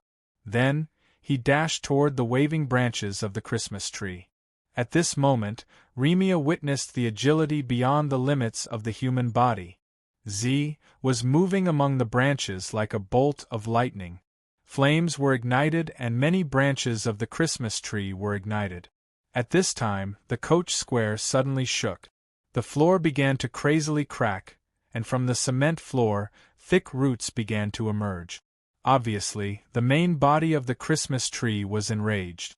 Meanwhile, Mr. Chintian came to Kaz and Taramaru's side, but both Kaz and Taramaru were huge. With Mr. Chintian's thin body, he couldn't even sit on one of them, let alone save them. What should we do? The coach square continued to shake as if it would collapse at any moment. Remia was anxious but couldn't do anything. What should we do? If this goes on, we'll all be buried here. Just as she was feeling anxious, Remia's eyes suddenly lit up as if she had seen something. She turned around resolutely and rushed up the stairs of the plaza. Z, I can't carry these two guys. Mr. Chintian used his back to push Taramaru, but it was useless. You have to do it. I need some time. Z wandered among the branches. Although the branches could be ignited, the main body of the Christmas tree was difficult to ignite, or rather, the trunk of the Christmas tree was too huge. The Molotov cocktail extinguished it after a while. There was only one Molotov cocktail left. Z. Go and save Kaz and Taramaru. At this moment, Remia's voice came from above. Z looked up instinctively and saw that Remia had already climbed to the top of the plaza and had even climbed out of the guardrail. At this moment, Remia was holding onto a steel pipe with both hands, her entire body hanging in midair. Remia! Go and save them! As she spoke, Remia's body began to sway on the steel pipe. She swayed more and more until suddenly, as though she had reached her limit, she let go of her hands. In the next instant, Remia flew out. Her target was the huge chandelier hanging at the top of the coach's plaza. She grabbed the frame of the chandelier, and used the inertia to lift her legs and clamp down on the other side of the frame. Then, she gritted her teeth and climbed up. Z had a premonition that Remia was going to do something. He dashed towards clear sky. At the same time, Remia, who had climbed to the top of the chandelier, started hacking at the joints of the chandelier with her long sword. The girl's strength was astonishing. The sound of metal hitting metal was loud. With a ding sound, the lock suddenly broke, and the huge chandelier fell down. The falling chandelier smashed into the crown of the Christmas tree and entangled with it. At this time, Remia bit the blade of the sword with her mouth and grabbed the joint of the dome with her hand. Her heart raced as she looked down at the scene below. Z dragged Kat's and Taramaru's bodies and quickly rushed to the exit of the station square. The girl was surprised by Z's strength. But at this moment, a soft sound entered Remia's ears. She looked up instinctively. A crack had appeared on the dome of the coach square. Remia narrowed her eyes, only to see the crack slowly extending towards her. She immediately sucked in a breath of cold air. The crack bloomed like a thunder tree and the dome of the coach square shattered. Rumble! Rumble! At the exit of the station square, Z threw Kat's and Taramaru out with all his might. Then, he kicked Fairski's back and sent him flying as well. The coach square started to collapse, but Remia was still in the middle. Clouds of dust rose and the Christmas tree was buried under the rubble. More than half of the station square in front of him had collapsed. Looking at the ruins in front of him, Z frowned and jumped up. Gray snow was still falling in the city, and the temperature was getting colder. Z searched the ruins but to no avail. At this moment, a stone slab suddenly cracked open and a broken sword suddenly emerged from the pile of stones. Then, a blood-stained hand stretched out. The hand grabbed the edge of another stone slab and exerted force. Remia's head popped out and she was gasping for air. Z opened his mouth and quickly walked towards the girl. Seeing Z, Remia revealed a bright smile. Then, she extended her hand and made a victory sign. "Am I rude?" The girl said, "I don't look like a lady." Chapter 2180. During breakfast, the girl almost finished the shredded carrots on her plate, but she picked out all the onions. "What's this drama?" She looked at the TV listlessly as if it wasn't a big deal. She realized that her brother had been watching too much TV these days. "I don't know, it was on when I turned it on," Boss Luo said casually. The girl glanced at it. It seemed to be a story about a group of people traveling in the ruins. She felt that the dramas that were broadcasted recently were a bit strange. This female lead. The girl blinked and said, "What if she fell down halfway? And such a large area of collapse didn't kill her. It's not scientific. Even the protagonist's aura can't be activated like this, okay?" "You don't seem to like this girl," Boss Luo suddenly said. The girl shrugged. "I can't say whether I like her or not. Anyway, I didn't see what happened in front of me, so I don't know how she is. Besides, who knew if she was that kind of person? To be honest, what you see is just a side of her that people let you see. That's all." Boss Luo smiled and didn't say anything. Children at this age, no matter if they were boys or girls, even himself, seemed to be similar. "I'm full." The girl suddenly stood up and then hurriedly ran into the room, as if she was afraid that someone would force her to finish the remaining shredded onions. Boss Luo smiled and then started to clear the table. The Freedom Holy Temple was a place that all the areas under the jurisdiction of Freedom City, one of the 7 capitals, would build together to worship the Sage of Freedom. Of course, there were big and small ones, luxurious and exquisite ones, and simple ones. In the beginning, there was no Freedom Holy Temple. But since 200 years ago, this custom began to spread from Freedom City. People heard that the Sage liked it, so they started to build it. The village's Freedom Holy Temple was built 50 years ago. All these years, it had been used as a place for celebrations and the awakening ceremony of the Saintess candidates. Normally, villagers were not allowed to enter. Let's go back. At night, 2 young children were quietly avoiding the people patrolling the village at night. But Dashio, haven't you always wanted to enter the sacred palace to take a look? Dashio. The boy hesitated and said, "That's right, but if we enter without permission and are discovered..." Relax, relax. The younger girl raised her head and said, "The priestess has already confirmed that I am a candidate for the Holy Maiden. I can enter the Holy Temple at any time in the future. That's only because the High Priestess likes me a lot. Even if she finds out, she'll just scold me. There won't be a problem." The girl urged, "Besides, she just needs to take a look, right? Just take it as your birthday present. We'll take a look and go back, okay?" Then, the boy nodded hesitantly. As she had entered the holy sanctum before, the girl clearly knew a lot about the paths in the holy sanctum. They soon arrived at the main hall. The statue of the Holy Sage of the City of Freedom was enshrined here. The boy was quickly attracted by the statue of the Holy Sage. Gradually, he walked to the statue in a daze. "Remia, is this the Holy Sage? It's so beautiful. If only I could wear something like this." "Dashio, what did you just say?" The girl looked at him in confusion. The boy immediately shook his head and waved his hand. "No, I didn't say anything. Okay, Remia, I've seen it. I'm satisfied. Let's leave this place quickly." "Wait a minute." The girl suddenly walked closer to the Holy Sage statue. She even grabbed it with both hands and was about to climb up the statue. "Remia, what are you doing?"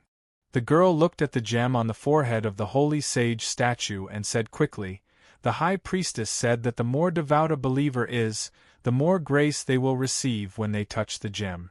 I want to try it." The boy was shocked. "Remia, come down. It's too dangerous. Besides, the touching ceremony will also be held on the day you turn 14. Don't mess around." "I know." The girl had climbed halfway up the statue. "I'll know it sooner or later, but why can't I know it earlier? I'm about to touch it. Dashio, can you hear me? It seems that someone is calling me." "Who?" "Voice, I heard the voice. It's the Holy Sage. The Holy Sage must be talking to me." The girl became more excited. "The Holy Sage heard my prayer. The Holy Sage allowed it. Great." She reached out her hand as if she was going to pick a ripe fruit hanging from the tree. She was about to touch it. At this moment, the girl lost her footing and fell down from the upper part of the statue. The fruit was moving away from her rapidly. "Remia!" The boy's horrified yell sounded in the main hall. At the same time, the gem on the statue emitted dazzling light.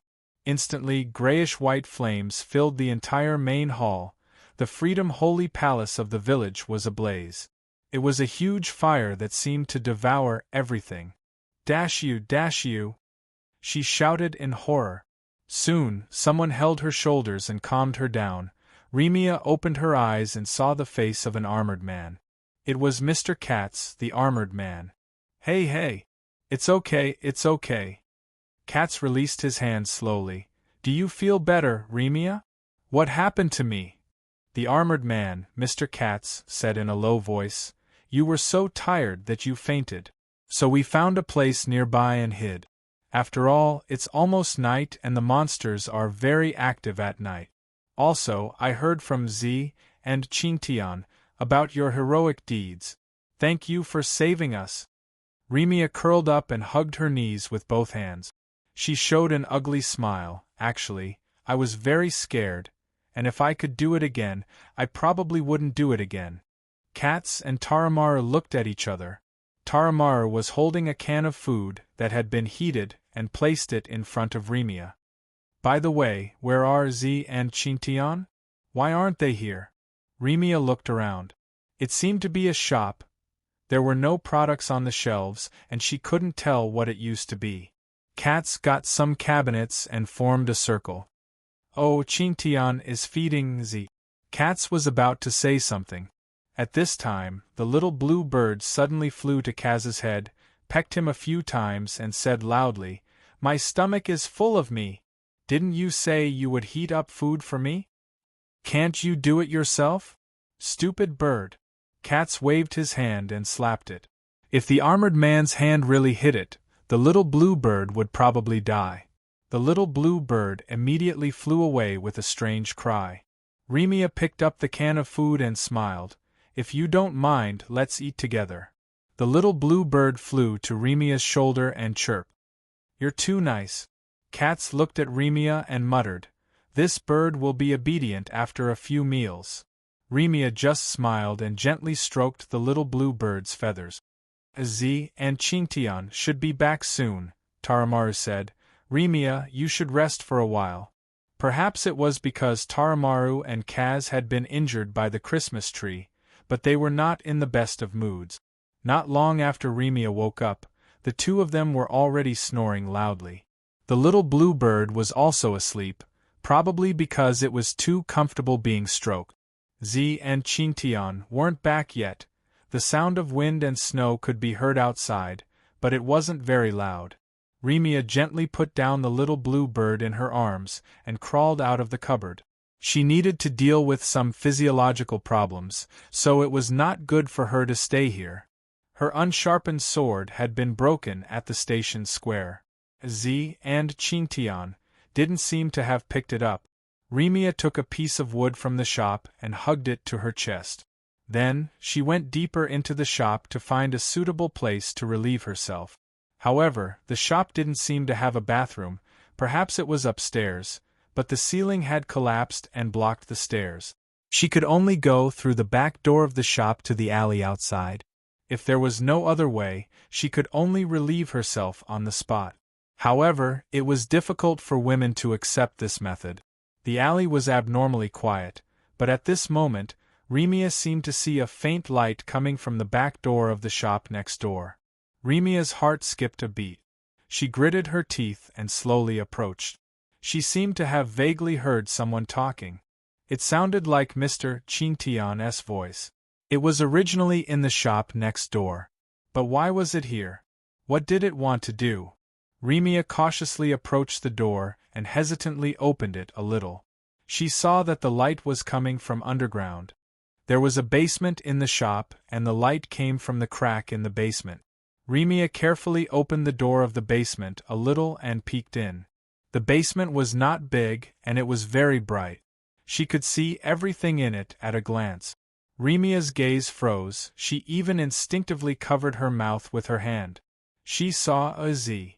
However, the Z in the basement was like the Z she didn't know, because this Z wasn't human at all. In the basement, a Z was leaning against the wall.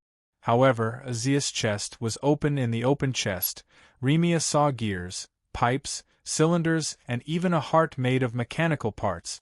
At this time, a Z's open chest was connected to two black cables. Mr. Fairski was fiddling with something at the side, and there were more than 10 old batteries on the ground. "You won't be able to hold on for long, a Z," Mr. Chintian suddenly said. "If you don't leave this place, I don't know if you can wake up again." A Z said slowly, "It's fine as long as I can see the sun." "Then, let's go to a place with the sun," Mr. Chintian said. "We can't go now." A Z shook his head. "Remia can't walk in the snow for a few days. She will freeze to death.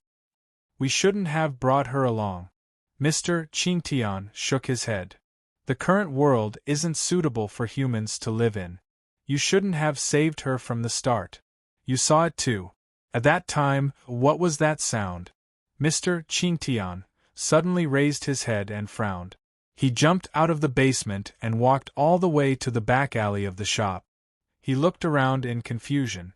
After careful observation, he didn't find anything. He muttered to himself and quickly returned to the shop, closing the door. Outside the alley, the girl covered her mouth with both hands, perhaps because of the cold, or perhaps because of fear. Her body trembled slightly.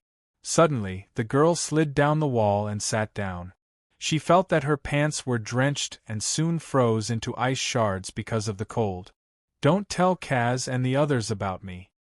Before entering the shop, Z looked at Mr. Qingtian and said in a low voice, "This will help maintain everyone's mental state." "Don't worry, I know what to do." Mr. Qingtian nodded. They entered the shop from the back door and climbed over the circle of cabinet. Everyone was already sound asleep. Z glanced at Remia casually, only to see her curled up in a corner by herself. Z came to Remia's side and looked at her. Then, he reached out and gently pressed Remia's shoulder. He seemed to have felt a slight tremor.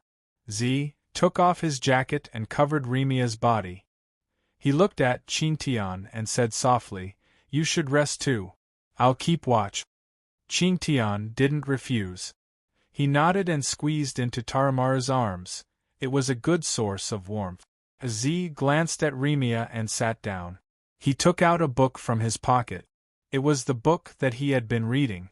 With the help of the dim light, he started to flip through the pages. But soon, as if he thought of something, Z took out another book. This was the book that Remia gave him on the train. Little Prince. In the quiet night, other than the sound of sleeping, there was only the sound of pages being flipped. Remia bit her fist, afraid that she would break the silence if she made any noise. She was still shivering from the cold. Figures floated in front of the bed. The village chief, the priest of the holy temple, and the elders of the village looked at her with concern. They looked at the hope of the village, the holy maiden candidate who hadn't appeared in the village for many years. "Remia, you're finally awake. That's great." The village chief was excited. "Last night there was a fire in the holy temple. After we rescued you and your brother, you didn't wake up. What happened? Why did the holy temple catch fire?" The girl looked at the people around her in a daze.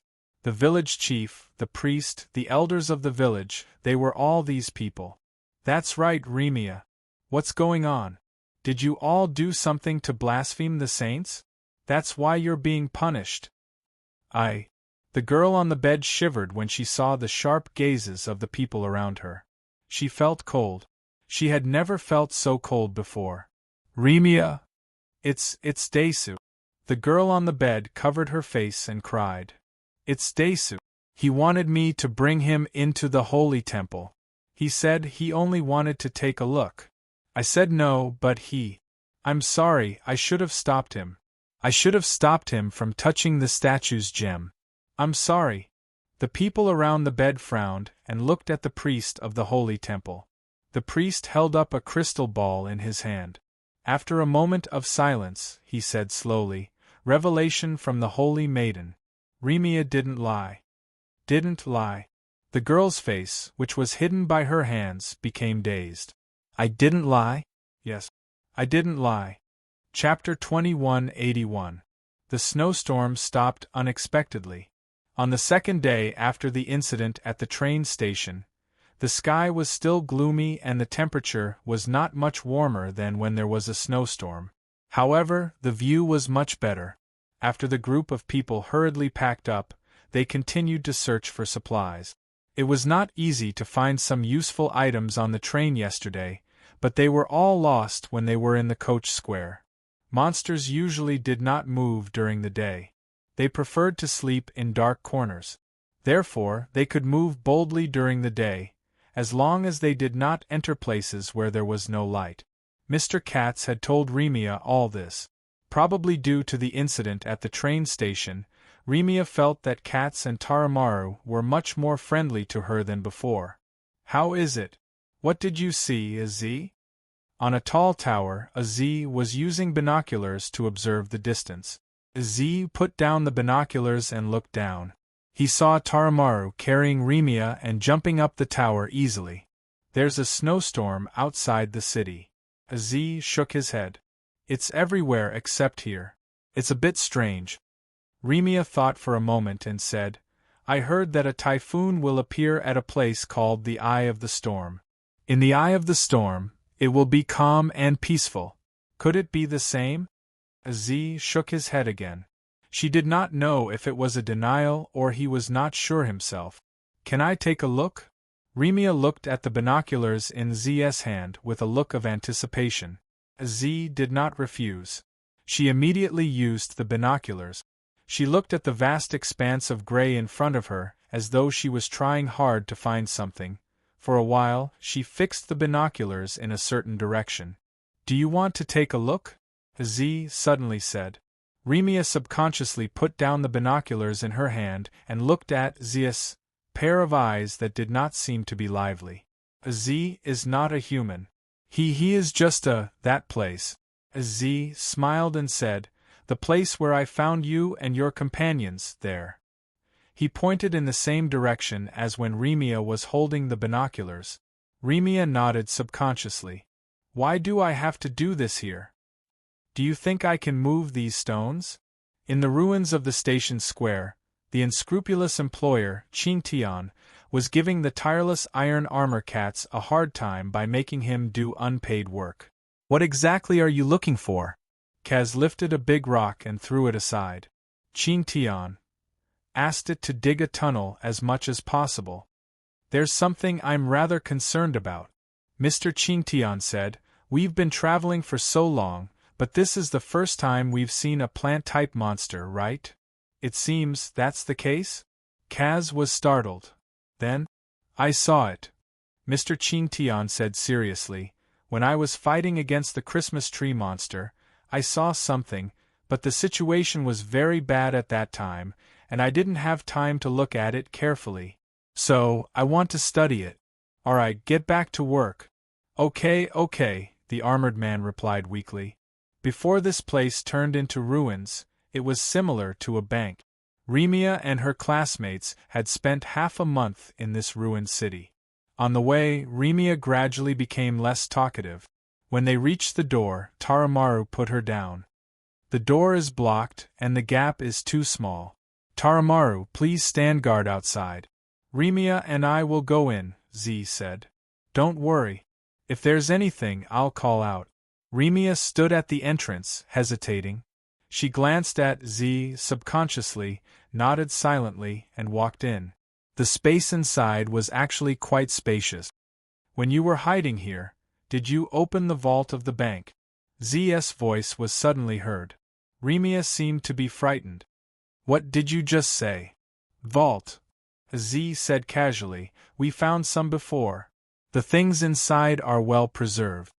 Remia shook her head. The world is already like this.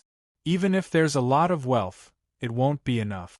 Z said, it's not wealth, but it's still wealth.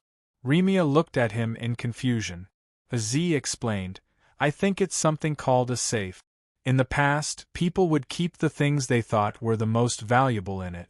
So other than money, gold, and gems, they would occasionally find something else. Although, it's very rare. I didn't open it. Remia shook her head. She seemed to have thought of something and turned her face away. She whispered, I'm just an ordinary person. How can I open it? We're here. Z pointed ahead. The place where you were found. Remia nodded softly. Then, she slowed down her pace. She was familiar with the environment here. After all, she had lived here for a period of time. She even knew this place like the back of her hand. In order to make it easier for her to escape from the attacks of monsters, she had memorized the layout of the surroundings. Remia finally came to a bank employee's office. There were still some traces of her temporary stay here. The girl subconsciously blew warm air on her hands and asked in a low voice, Z, did you help move my classmate's body? No. Z shook his head. I moved her to the table, but she seems to have disappeared. Remia stared blankly at the only table in the room. She asked subconsciously, "What do you mean by disappeared?" Z thought for a moment and said, "The temperature is so low. It's impossible for her to rot. I also said that your classmate has no signs of life. Which means, the most likely possibility is that she was taken away by monsters.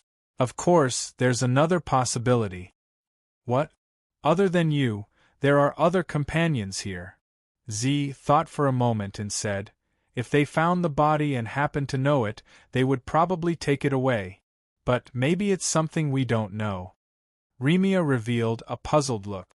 Z simply said that there were no traces of monsters nearby. At most, there were his and Remia's footprints. The body might have disappeared on its own. How could the body disappear on its own? Remia shook her head. She really hoped that Z's words were true. I want to stay here for a while." Remia suddenly said in a low voice, "Can I be alone? I'll go inside and take a look." Z nodded. "Maybe I can open the vault and find something."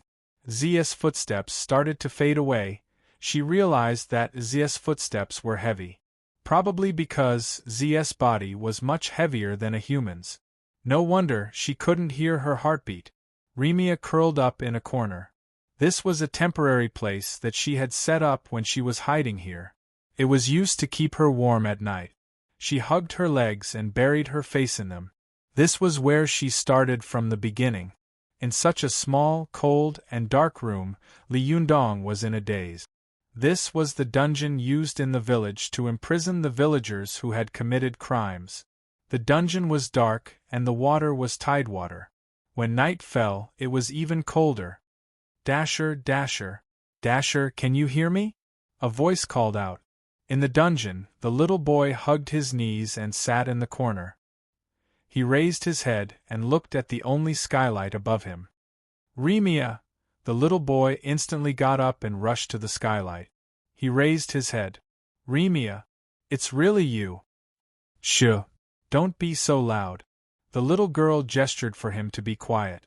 Then, she took out some roasted potatoes from her pockets and stuffed them into the dungeon through the skylight. The little boy must have been hungry for a long time. He caught one and hurriedly ate it. She saw the crisscrossing wounds on the little boy's back. This was the punishment for blaspheming the holy temple. In the following month, there would be 3 more punishments. If Dasher wasn't a child, the punishment wouldn't be so light, compared to the punishment of being burned at the stake. In silence, large drops of tears fell from Remia's eyes. "Dasher, I'm sorry." The little boy who was wolfing down the food suddenly stopped. He felt a lump in his throat. He knelt on the ground and hurriedly wiped his face with his clothes. When he raised his head again, he smiled. "Shoo! Don't be so loud. The high priest has already told me." The little girl opened her mouth. Her face became extremely pale. She said in a trembling voice, "What did the high priest say to you?" Dasher said, "The high priest said that this is the only way to treat both of us well. If I don't admit that I offended the saint, you will probably be disqualified as the Holy Maiden candidate. Anyway, I can't become the Holy Maiden, right? But you're different. That's your dream. Besides, it's just a small injury. It's nothing. You all said that I'm not like a man. With these scars, I'll see who else can say that I'm not like a man." "No, there won't be any scars. I'll pray. I'll pray until your scars disappear." The little girl quickly replied in a terrified manner. Soon after, she paused and said hesitantly, Then did the Grand Priestess say anything else to you?" "No." Dasher shook his head. "The High Priest told me to stay here. When the time is up, he will let me out." "He doesn't know. Dasher doesn't know. It's actually me. It's actually me." The little girl's lips trembled. However, a deep voice suddenly rang out, along with the white-robed high priest of the temple. "You shouldn't have come here."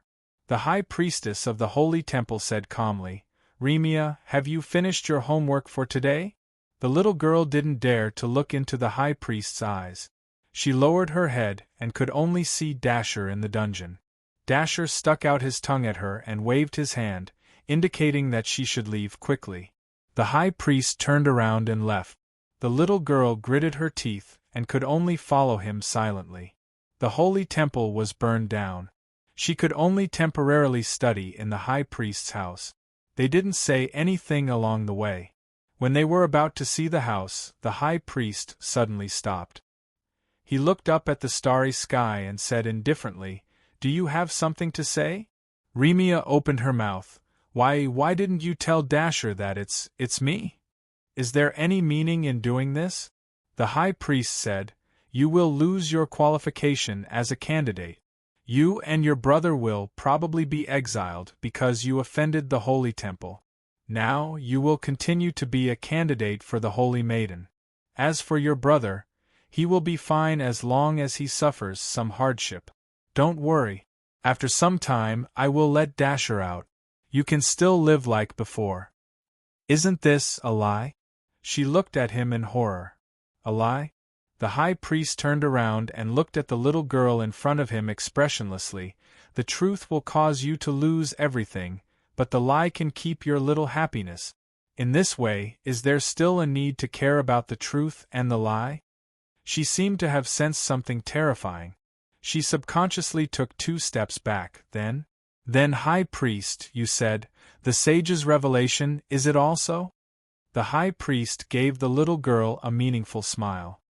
"Very soon, you will experience all the convenience that lies have given you. But when you try to expose the lie, let's not talk about other things first. I wonder how your brother, who loves you so much, will feel when he finds out that you betrayed him first?" She shook her head. Remia slowly raised her head. Azia's face was just inches away from her. "You have cried." "Yes," Remia said softly. "I remember the time when I lived with my companions. At that time, we had just entered the school and were assigned to the same dormitory. We even chatted until dawn. We even promised each other that we would graduate together and—" Tears welled up in her eyes. Her voice stopped here. Suddenly, she hugged Z tightly and burst into tears. "I'm really scared, really scared." As Z patted her shoulder, "I saw that you were quite brave at the square of the station." "I pretended," Remia said softly. "At that time, I only knew that if I didn't risk my life, we would all be in danger. I said before, I won't be able to do it again. I'm not as brave as you think." Z blinked and looked at the emotional girl in front of him. What he heard was the girl's steady heartbeat. "I found something inside. Do you want to take a look?" The girl raised her head in confusion and nodded subconsciously. "Wow! Wow, oh, ah!" Something began to fall from the sky and fell directly into the gray snow pile. Then, it stuck its head out like a groundhog. "Okay. It's this kind of blank opening again. In this damn place, we can't use our strength again." "Yulia-chan? What's wrong, Senior 11? I'm sorry I pressed on you." "Not this." The young man laughed heartily. "I want to ask you, are you fast at running?" "Not bad." The girl raised her nose without hesitation. "That's good." The young man nodded. "Then, let's start running." Senior Yulia looked around and saw that there were dark shadows all around, as if something was approaching them in groups. It was a group of creatures that looked like snow wolves but had sharper teeth and claws than snow wolves. Moreover, they had a single horn on their heads. F***CK. Chapter 2182. I might be the most pitiful black soul envoy, really. Looking at the wounds on her body where she was bitten by the horned demon wolves, mainly because a certain indescribable part of her body also suffered, Yulia looked at Madanzo with a serious expression. "You still have me to accompany you." The angelic young man smiled casually to comfort her. Yulia couldn't help but cast him a sidelong glance, but in the end, she gave up on arguing with 11 years before. Senior 11. An incipient black soul python. Who knows if Madanzo has any other strange tricks up her sleeves? Yulia shook her head and crawled out from her hiding place. From the looks of it, the pack of wolves they encountered on the snowy ground had already dispersed, and they had dispersed all of a sudden. They seemed to be afraid of something. Yulia observed the ruined city in front of her and frowned. There seems to be something here that they are afraid of. Madanzo casually replied. No matter what kind of creature it is, they all have a sense of territory. Perhaps we've entered the territory of an even more powerful creature. All right, take out your 2 pages as well. Yulia didn't hesitate and took out the pages she obtained from the 2 worlds, not because she was 11 years before, she was just watching. Even while being chased by the pack of wolves, Madanzo still didn't give up on Serene and forcefully carried the unconscious Serene all the way. The wounds on this guy's body were probably even more than his own. At this time, Madanzo placed the 2 pages into the half of the Book of Gaia that she obtained. However, only the page from the Crayon Kingdom could be placed inside. As for the page from the Wraith Realm, it was floating by itself outside, but they seemed to have strangely become one. Senior, what's the situation now? Madanzo replied. It seems that all page worlds are the same. They all need to find the core page of their world to complete this Book of Gaia. Looking at the situation, Kerrigan had already collected most of it, and the Book of Gaia should have recovered most of its functions. Unfortunately, now that it has been split into 2, the recovery function seems to have been frozen again. Yulia looked at 11 and smiled without saying anything. You were the one who cut open the book, okay? Although there aren't many left, it's still possible to use them to locate the center of the world, Madanzo said. Otherwise, we would have landed here directly. You mean, in this city? Yulia subconsciously looked at the ruined city. This city wasn't small. Although it had become a ruin, it wasn't hard to see how developed it was before it became a ruin. The predecessor of this place was definitely an area of explosive population and economic development. She even saw many abandoned bridges in the air. Although most of these winding bridges had disappeared, they all seemed to have once led to the same place. Is there something in the sky above this city? Madanzo looked up and thought for a bit, then said, Perhaps we can go to the center of this city to take a look. Saying so, Madanzo closed the Book of Gaia in her hand and stuffed it into her chest pocket. Let's do it. The Book of Gaia's reaction is quite strong. If nothing unexpected happens, we might meet the protagonist of this world here. Yulia blinked, feeling a bit curious. She was curious about what the protagonist in the form of a boss would look like this time. She had met the boss of the Crayon Kingdom world, but she had never met the boss of the Wraith Realm. According to what Madanzo said, it was a mischievous Shota type. A boss. A Shota version of a boss. I could brag about it for the rest of my life. Senpai, let me carry Miss Celion for now, Yulia suddenly said. Do you want to treat your wounds first? What a sensible newcomer. Of course not.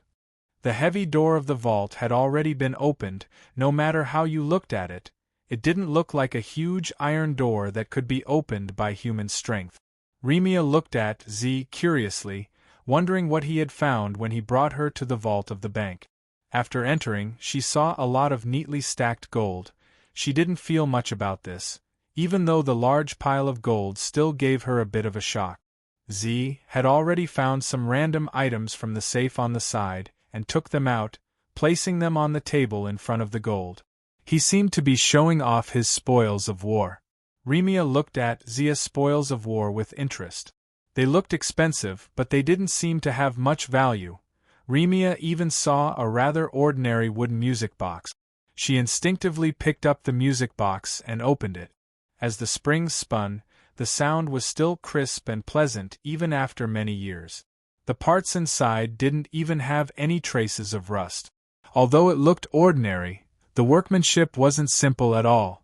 Remia felt that she might have underestimated the value of this music box. I like this music box. Z stood beside her and exclaimed, This is the best music box I've ever found. This world had always been terrifyingly quiet. This world wasn't black and white, but a world without sound was more lonely than a black-and-white silent film. Remia subconsciously asked, "Do you know the name of this song?" She was even intoxicated by the sound of the music box and unknowingly became distracted. Z shook his head, indicating that he didn't know either. "We still know too little about what happened before the civilization was destroyed."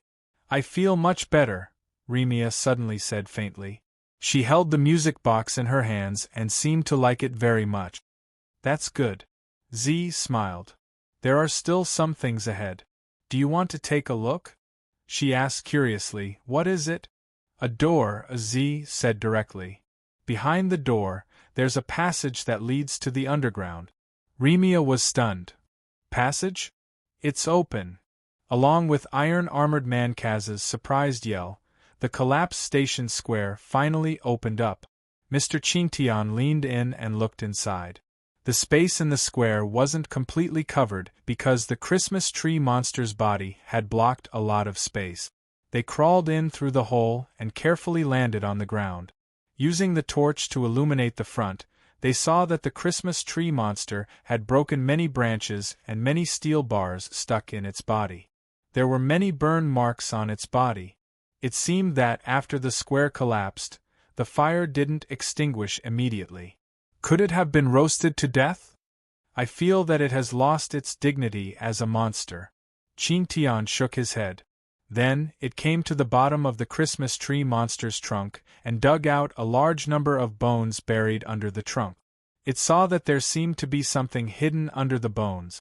Vaguely, there was a bright red light shining through. Kaz swept the bones with force and spread them out. Instantly, a red light shone on them. There was a big bulge at the root of the Christmas tree monster's trunk. No, it should be said that the roots at the bottom of the trunk were wrapped in a huge red cocoon-like object that looked like amber. There was a person hidden in the red cocoon-like object. It was a girl who seemed to be in a deep sleep. Kaz and Qingtian looked at each other. This was something they had never encountered on their journey. "Should we break it open and take a look?" Kaz suggested subconsciously. Mr. Qingtian pondered for a while and finally shook his head. "Don't touch the thing inside. It's a little strange. Let's call the others and see what's inside." "Okay." Kaz nodded. "You go and inform Z and the others. I'll stay here and watch." Mr. Qingtian shook his head. "No, you go and inform them. I'll stay here and watch." "Why?" Kaz shouted unhappily. "Because your hands are dirty. You always like to touch things. How can this world be so barren?" They walked on the road covered with gray snow. The buildings on both sides of the road had long collapsed. The surroundings were terrifyingly quiet. What they heard the most was their own footstep. "I'm starting to feel hungry and thirsty." Madanzo even sounded a little out of breath. "It's too bad. This page world has solidified our bodies into the state of ordinary people." In other words, Senior Yulia's expression changed slightly. "There's a possibility that we will freeze to death or starve to death? If the situation doesn't get better, it's probably like that." Madanzo shook her head. "Of course, we can choose to leave this page world now. Let's wait and see." Senior sister, Yulia, pondered for a moment before saying, "As long as the worst-case scenario isn't reached. Moreover, we have to find the pages. Even if we give up now, we'll have to come back sooner or later, right?" At this moment, Metatro was looking at the sky in confusion. "What's wrong? I feel like something is watching us." Madanzo also frowned. However, the sky was gray and the city was still quiet. Senior Yulia also looked around in confusion but didn't see anything. She thought for a while and said, "Be careful." They continued walking on the silent and deserted street. At this moment, there was a pair of sharp eyes looking at the traces of people on the grayish-white snow. It was a little blue bird.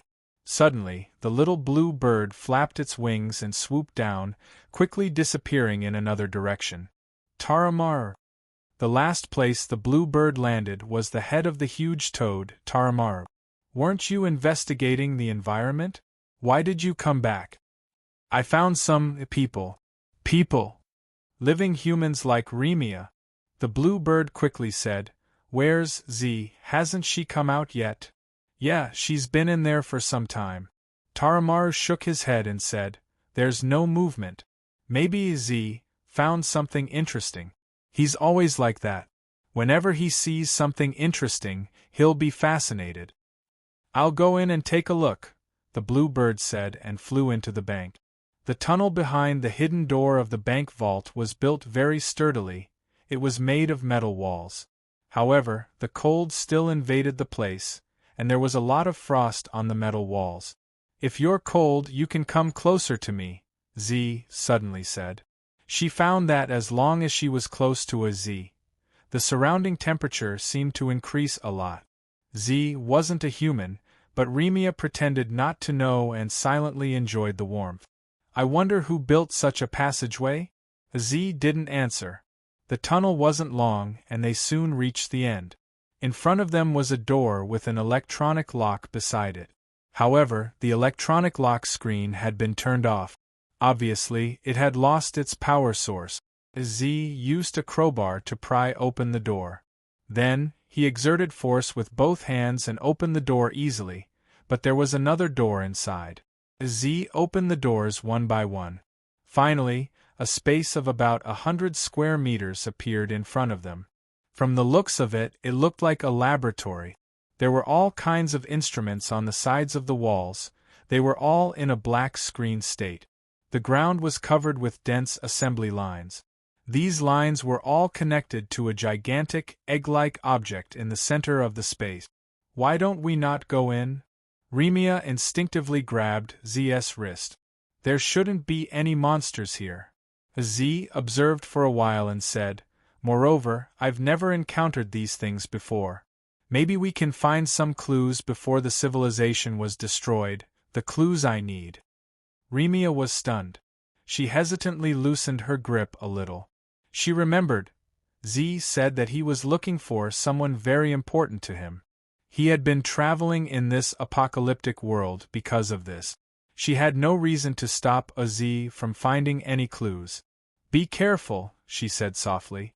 But Z's method of finding clues was rather direct or violent. Under Remia's astonished gaze, Z lifted the crowbar and ran to the egg-like object in the middle. He inserted the crowbar into the gap and pried it open. This egg-like object was made of metal. But the moment Z pried open a corner of the eggshell, the instruments in the basement suddenly lit up. They were flashing with a dark red light. There was also a piercing buzzing sound. At the same time, the eggshell emitted a faint blue light. Then, a large amount of white gas erupted in all directions. It was slowly opening. Like a petal, the eggshell slowly opened. Z retreated to Remia's side and stared intently. When the eggshell cracked open, a 2-meter-tall cylinder appeared. When the cylinder opened, a woman wearing a thin white robe appeared in the cylinder. Gamma, the white gas slowly sank. At the same time, Z's voice sounded. Remia instinctively looked at Z, who seemed to be in a daze. You know this woman? Remia suddenly felt uneasy. She subconsciously grabbed Z's wrist and asked. Z seemed to come back to his senses. His gaze was blank for a moment before he shook his head. I don't know, but this name suddenly flashed past my mind. Z broke free from Remia's hand and walked towards the sleeping woman in the pillar. She looked at his back and couldn't help but bite her lip. Chapter 2183. Wait! Just as Z was about to touch the woman in the cylindrical cabin, Remia suddenly stopped him and said quickly, Why don't we be more careful? After all, we don't know what's going on. Z stopped when he heard that. But very quickly, the chest of the woman in the cabin suddenly rose and fell, as if she was stimulated by an electric current. The woman suddenly opened her eyes and took a deep breath. She seemed to have woken up but soon fainted and fell out of the cylindrical cabin. Z was quick to catch the woman. After a while, Remia walked closer and asked hesitantly, What happened to her? Her vital signs are low but... Z looked at Remia and blinked. She's still alive. Alive. Remia's heart skipped a beat. Being alive meant many things. Are you inside? I'm coming in. At this moment, Bluebird's voice came from outside. In the next moment, a small figure flew in and landed on Az's shoulder. I saw a few people who looked like Remia outside. Why is there one here? In the secret underground room of the vault, Az wasn't in a hurry to take action after learning from Bluebird that there were new strangers in the ruined city. Instead, he started taking care of the woman who walked out of the cylindrical cabin. The woman's breathing gradually stabilized. In Az's words, her vital signs were returning to normal, but she was still weak. Remia asked him what was the basis of his judgment and how he knew, but Az didn't explain. He only said that he knew and that was all. Bluebird was sent out to follow the three strangers. Remia finally realized that Z's tour group had always had a clear division of labor. The members of the tour group each had their own advantages and abilities. Bluebird was obviously very suitable to be the scout of the group. It could observe everything from the sky and discover many unknowns. She suddenly had a thought. Back then, Z had come into contact with her and saved her from the freezing cold. Did he already know about her existence and only came to contact her after observing her for a while? If that was the case, then, Remia… what? She's about to wake up, Z suddenly said. The unknown woman was wearing a jacket which was taken off by Z. This woman's clothes were too thin. At this moment, under the gazes of the two people, the woman's eyes moved slightly and opened again. She seemed to be unable to adapt and tried several times. After a while, she finally opened her eyes completely. You are, she said weakly. Z introduced himself. This is Remia, our current partner. Z? Remia. The woman was stunned. She struggled in Z's arms and seemed to want to stand up. Z helped her up, and the woman began to look around the secret underground room. At this time, the woman whispered, Z, help me to the front. Z seemed to be in a daze but quickly reacted. He supported the woman beside him and slowly moved to the side of the equipment in the secret room. Remia frowned. Although the woman's voice was weak, her tone sounded as if she was giving a natural order. The woman came to the side of the equipment and found a screen on the dusty panel. She pressed her palm on it, but after pressing it, a line of words flashed on the screen. The woman was absent-minded for a long time before she said with a bitter smile, "How long has it been? I actually used up all the energy here." Z and Remia exchanged glances. Remia frowned subconsciously. "May I know what you mean?" The woman sized up Remia as though she was thinking about something. Suddenly, she reached out her hand and wanted to touch Remia's body. "What are you doing?" Remia instinctively took 2 steps back. The woman said, "I don't mean any harm. I just want to confirm. Trust me." Remia hesitated for a moment before reaching out her hand. The woman flipped Remia's hand away. After a while, she suddenly asked, "Where did you wake up?" "What do you mean by where did I wake up?" Remia was confused. The woman said, "You don't know me?" Remia shook her head. How could she possibly know all the people in this world, let alone know? She had seen everything in her life before. She was a resident of the Free City. "What about the past?" The woman asked again. "How much do you know about the past? Before this world was destroyed?" Remia shook her head. "I'm sorry, I don't know what you're talking about. This is not where I originally came from. Because of an accident, after I woke up, I suddenly appeared here. I only feel fear and strangeness towards everything here." "I see." The woman nodded. She pondered for a moment before nodding. "I'm afraid that the long hibernation caused some problems in your memory and caused you to lose your memories before the apocalypse. But it doesn't matter. It might be a good thing that you can't remember such a terrifying thing." "I still don't understand what you're talking about." Remia took a deep breath. "Also, who are you? Why do you seem to know a lot of things?" The woman laughed self-deprecatingly. How can I not know? As a survivor before the end of civilization, of course I know everything. Survivor. My name is Gamma. The woman said softly. Don't worry, I will tell you everything. After all, you are different from a Z. You are the same as me. In this world, there aren't many humans left. What exactly are you? This was a world where technology was developing too fast. This also caused the rapid depletion of various resources that humans relied on to survive. The energy crisis caused humans to turn their attention to a new energy source called eternal motive power. But even Remia, who was self-admitted as a bad student, knew one thing: eternal motive power did not exist. However, before the world was destroyed, humans had placed all their hopes on eternal motive power. And the one in charge of this research was the world's largest company.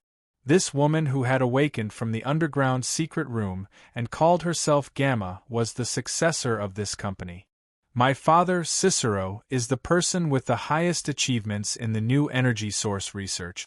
The research of the eternal motion has even reached a critical moment, and humanity is about to usher in a new life. Gamma sighed at this time.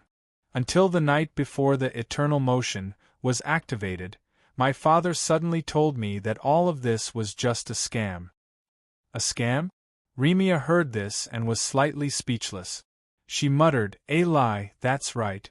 It's a lie to deceive the entire world." Gamma nodded lightly. Moreover, it's a lie that a small group of higher-ups wanted to buy time for themselves and stabilize all of humanity. Basically, there is no such thing as eternal motive power. The world has come to an end. There is no way for humans to save all of this. The only way for the world to be reborn is the purification function of the world itself. I can't resist my father's arrangement for me. He put me in a special hibernation chamber. When the world is reborn, I can wake up. There should be a group of people like me. Of course, the humans who can be preserved as seeds are all selected. And then, according to our research at that time, the world will experience several drastic changes. The land and sea will change, and then it will enter a long ice age. When all traces of humans are erased, new organisms will appear. Gamma sighed slowly. But we are not sure how long this time will be.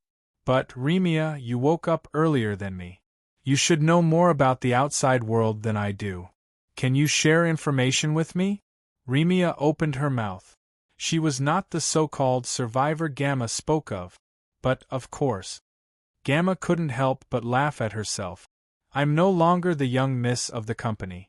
I can't give you anything in return. But, for the sake of the same human. Remia was silent for a moment before she slowly said, I can't remember a lot of things about the past. I didn't wake up for long, about 3 or 4 weeks. After waking up, the first thing I met was a Z. It's okay, Gamma said comfortingly, it will get better slowly. Before putting me into frozen dormancy, my father had already imagined the worst situation. Z, tell me, are the seeds in your body still in a normal state? Z blinked. He was indifferent to Gamma's question and even revealed an inquiring gaze. The meaning is unclear.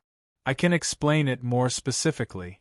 Gamma muttered, Z, how much do you know about yourself? I don't have any memories of when I was young. Z thought for a moment and said, when I started to record my memories, I was only half of Remia's height. Gamma bit her nails. Perhaps there's a problem with your memory system. It's a pity that I don't have a suitable tool on hand, so I can't help you repair it for the time being. Z said, you can find my memories from the past.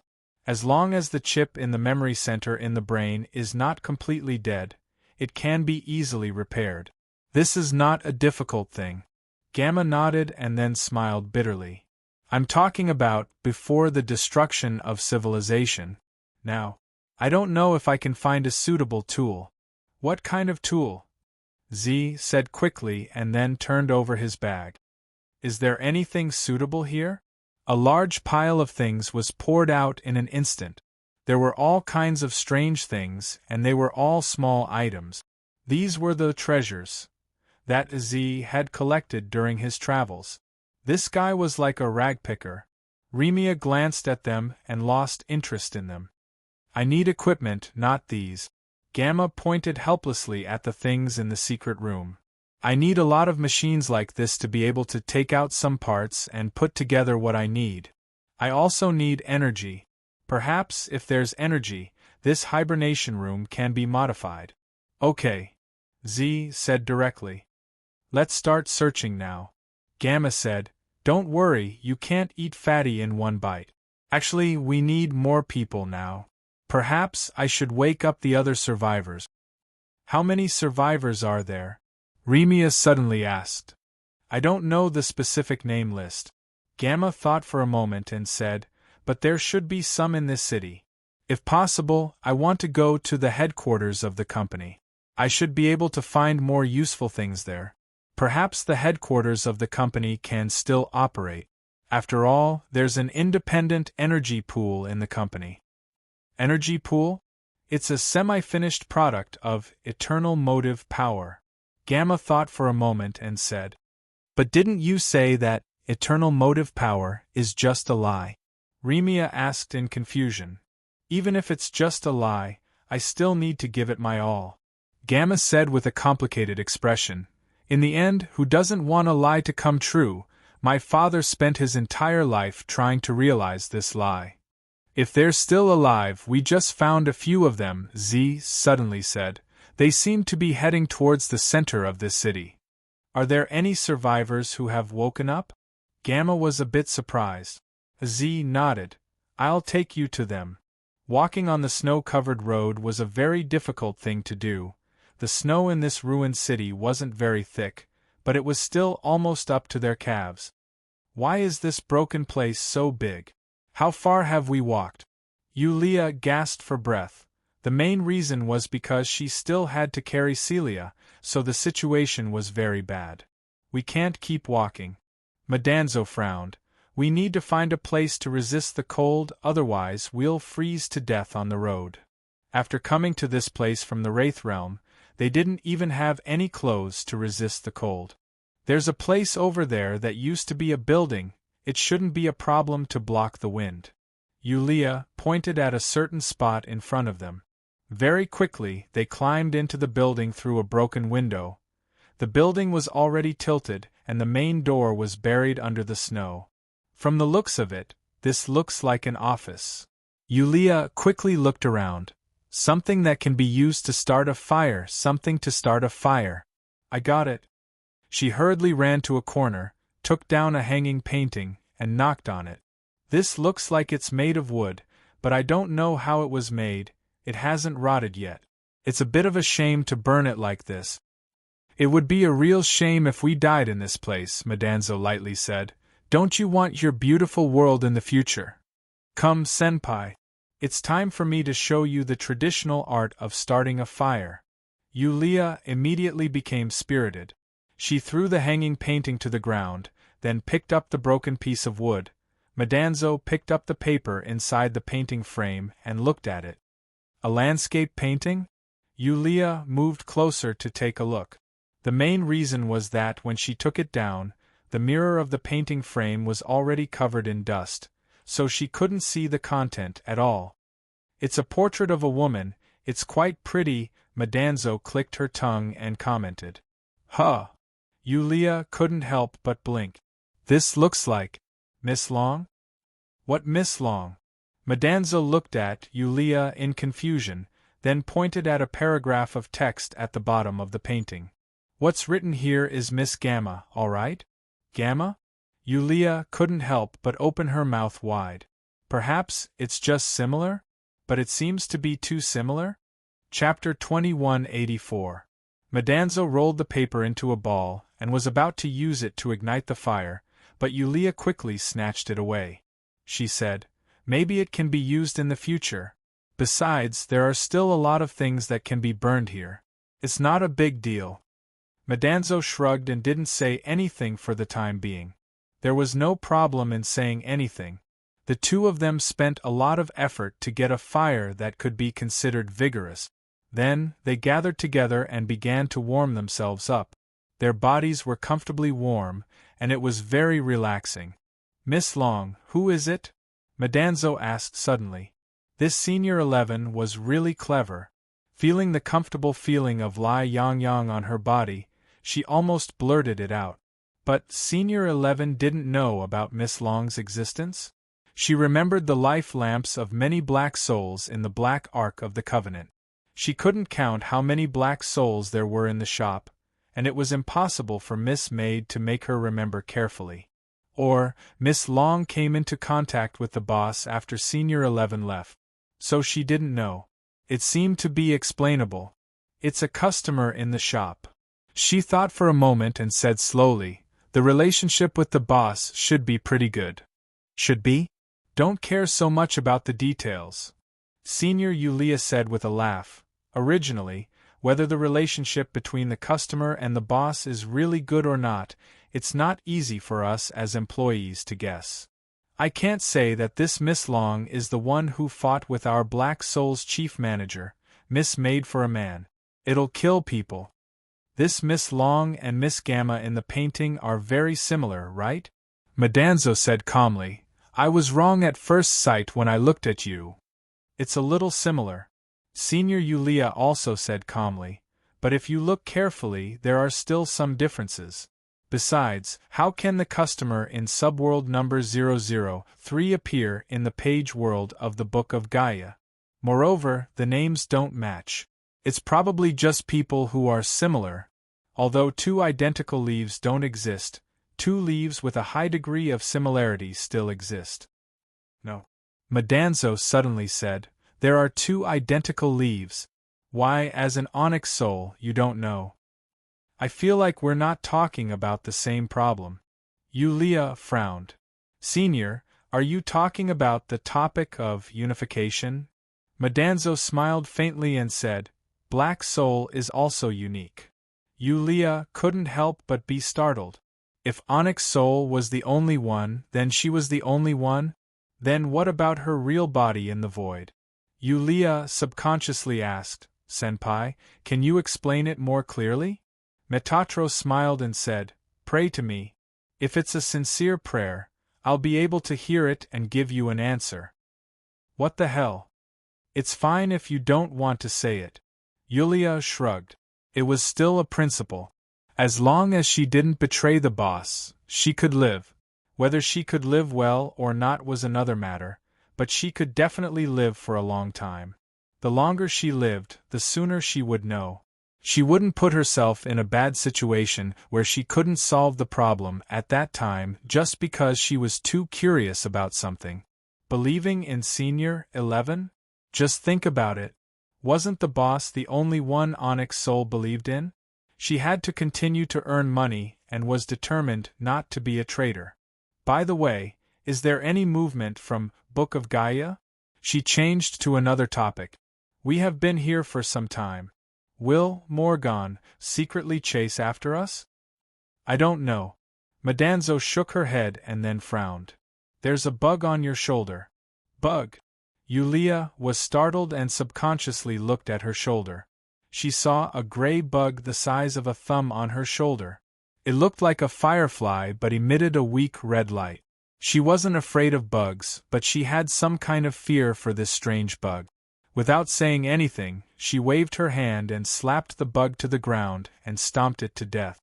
At this moment, Madanzo grabbed her wrist and whispered, "Let's go." "Let's go?" Yulia subconsciously looked up. She saw that the walls of the room, the ceiling, everywhere was densely covered with these grayish-black red light bugs. The red fluorescence on the bug's tail was like a bright red eye. Did we fall into a bug's nest? Maybe it's phototaxis, or maybe it's because of the temperature of the fire. In short, falling into the hands of these guys definitely won't end well. With that, Madanzo kicked the fire away, and the sparks instantly scattered all over the room. At this time, the strange bugs rushed into the sparks and extinguished them. Yulia quickly carried Celia on her back and quickly climbed out of the window with Madanzo. They hurriedly escaped to the street. At this time, the sky was already dark, and it seemed that it was going to be night soon. The woman who called herself Gamma didn't seem to be surprised by the existence of Taramaru. Although, during this period of time, Remia had also accepted the existence of a big talking toad. But it took her a long time to get used to it. This woman always gave Remia a feeling that she wasn't telling the truth. At this time, they were riding on Taramaru's back, quickly passing through the streets of the ruined city, looking for the mark left by the blue bird. Ever since Gamma left the underground secret room, she kept looking at the situation of the ruined city. Her eyes gradually became disappointed.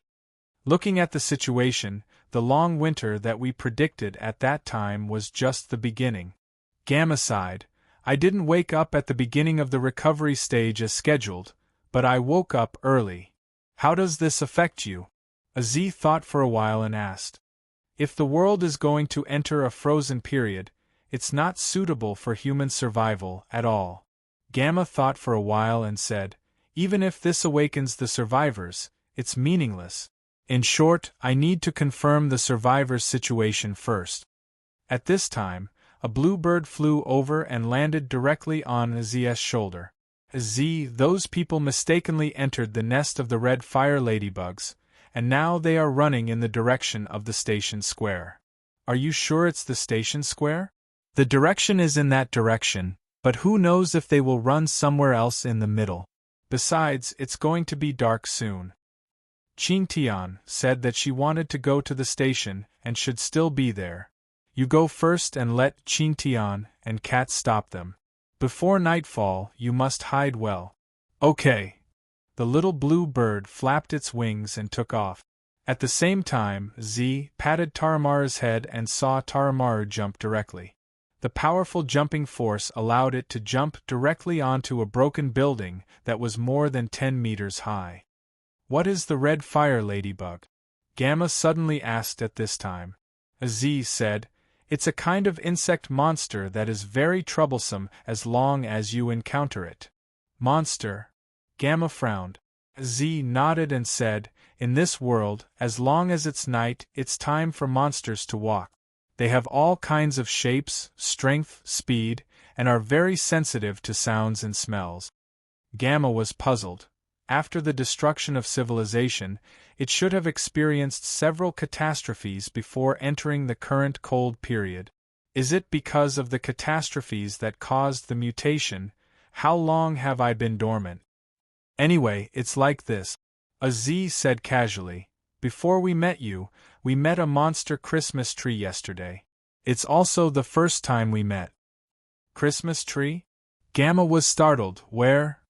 The station square. At this time, Gamma became silent. But at this time, Aziz took out a thick roll of thick skin from Taramaru's backpack and covered Gamma's body. He also gave another roll to Remia. Remia happily thanked him. Taramaru leaped forward, and the cold wind that blew was bone-chilling. But Gamma seemed to be in a daze. She stared blankly at Zia's face, not knowing what she was thinking. After a while, she said coldly, Aziz, you shouldn't be so nice to people. Remia was stunned. Aziz couldn't help but blink in confusion. Why? Don't ask. Gamma shook her head. After a moment of silence, she said expressionlessly, take it as an order. Z still blinked as if he was thinking.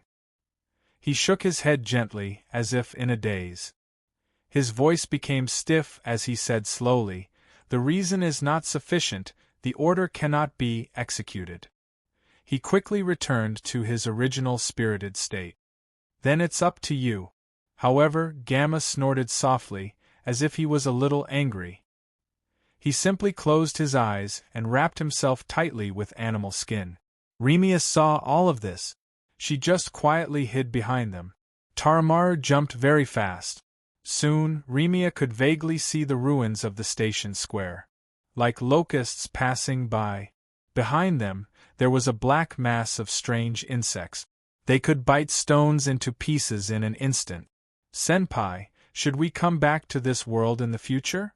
Yulia, who was panting, quickly said, "Why don't we hide in another page world first?" It seemed that this was the only way. But at this time, a small fireball suddenly appeared in the sky. The fireball directly surrendered to a corner of the street and exploded. The sound was particularly loud in the quiet street, but at the same time, it attracted the strange insects, but this obviously didn't last long. At this time, small fireballs appeared one after another. They were thrown into the distance, attracting the strange insects again and again. Madanzo looked in the direction of the fireball and saw a figure standing on a half-collapsed building. It was a figure holding a Molotov cocktail. Qingtian doll? Qingtian leader. Yulia had sharp eyes and immediately recognized the Qingtian doll that Madanzo was talking about. She was pleasantly surprised. Counting the previous 2 worlds, this was the 3rd time that she met Qingtian. She always felt that this Qingtian doll was really her lucky charm. She wondered what kind of role Qingtian was in this world. "Do you know it?" Madanzo quickly asked. "It seems to be a fixed character that appears in every page world. At least, it's in the 3 worlds that I've met so far." Yulia quickly said, "Let's not talk about this first. It seems to be hinting us to run over there. Let's run over there first?" Okay. The 2 took Tsilien and quickly went to another street under the guidance of the figure upstairs. They temporarily got rid of the strange insects' pursuit. After moving forward for a while, they stopped. "Let me introduce myself. I'm Qingtian, and I'm currently looking for a way to become a human." The Qingtian doll in front of them introduced herself politely. "Yulia, a girl who is working hard to debut. Madanzo, my goal is to fight back to the Palace of Blazing Heaven and beat up the group of little brothers inside." Qingtian blinked. "What a great dream. I like to get to know people with great dreams. But it's getting dark, and the monsters will be more active. Please follow me, 2-3 people with great dreams?" "She's asleep," Madanzo suddenly said. "I'm still looking for a way to wake her up." Qingtian didn't ask more and said directly, "Please follow me." Without a word along the way, Fairski walked in front to lead the way. On the way, a little blue bird flew to Qingtian's shoulder and looked back at Madanzo and Yulia from time to time. "This talking bird?" Madanzo asked in a low voice. "Don't ever provoke this bird," senior sister Yulia said in a serious tone. She even rubbed her forehead.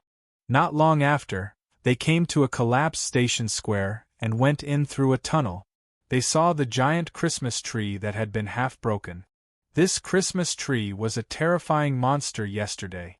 It can release some powder from its robe, which can make people hallucinate and attack it. The bones here are its trophies. This. Madanzo looked up and said thoughtfully, "Maybe it's because of this Christmas tree that the demonic wolves outside the city don't dare to come close." He shook his head. He couldn't be sure. However, Yulia was attracted by a red light.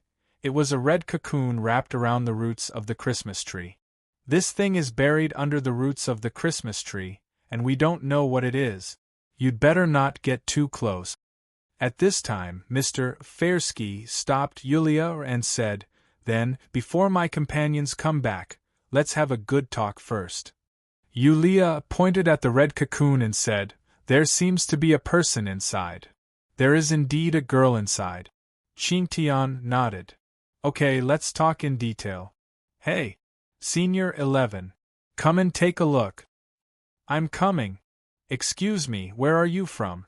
Did you let's talk in detail?" "Can you see the girl's appearance clearly, Senior?" "It's a bit blurry, but let's talk." "I'll wipe it. Maybe I can see more clearly." "Senior, go to the side and take a look." "I can't see her face clearly. She's curled up." "Okay, I'll wipe it here too." Chat? F***CK. Isn't this the little fairy of the sacred mountain?" Yulia exclaimed. "This is Yachan?" Madanzo couldn't help but frown. Then, he looked at her and she looked at him. Qingtian sighed and wanted to say something, but he didn't want to talk anymore. He threw out a Molotov cocktail, and it exploded, causing the two to look at him subconsciously. Qin Tian lit another Molotov cocktail and raised it. Talk? Yulia coughed lightly without saying anything. Senior, I think you were too rude just now. How can you ignore him? Moreover, he's our savior. Oh? Your shamelessness reminds me of when I was young. Newbie. Madanzo put on a smile and walked toward Qin Tian eagerly. Come, Big Pot, let's talk. Chapter 2185. Z? Are you there? Where are you? This was the place where they spent the night last night, but Kaz didn't find any of his companions. He didn't see Z and his companions on the way back from the station square. He stood on the street blankly, not knowing what to do next. Kaz, there seemed to be someone shouting its name at the corner. Who's calling me? It was not the voice of any of its companions that it was familiar with, but it was a voice that knew its name. Kaz cautiously walked over and took out a Molotov cocktail from the opening of its breastplate. Z wasn't the only one who liked to throw Molotov cocktails. He was addicted to it as well. Whoever threw it would know. Kaz, come here to me. Who is it? It suddenly sped up and ran into the alley at the corner. At the end of the dark alley, a faint blue figure appeared.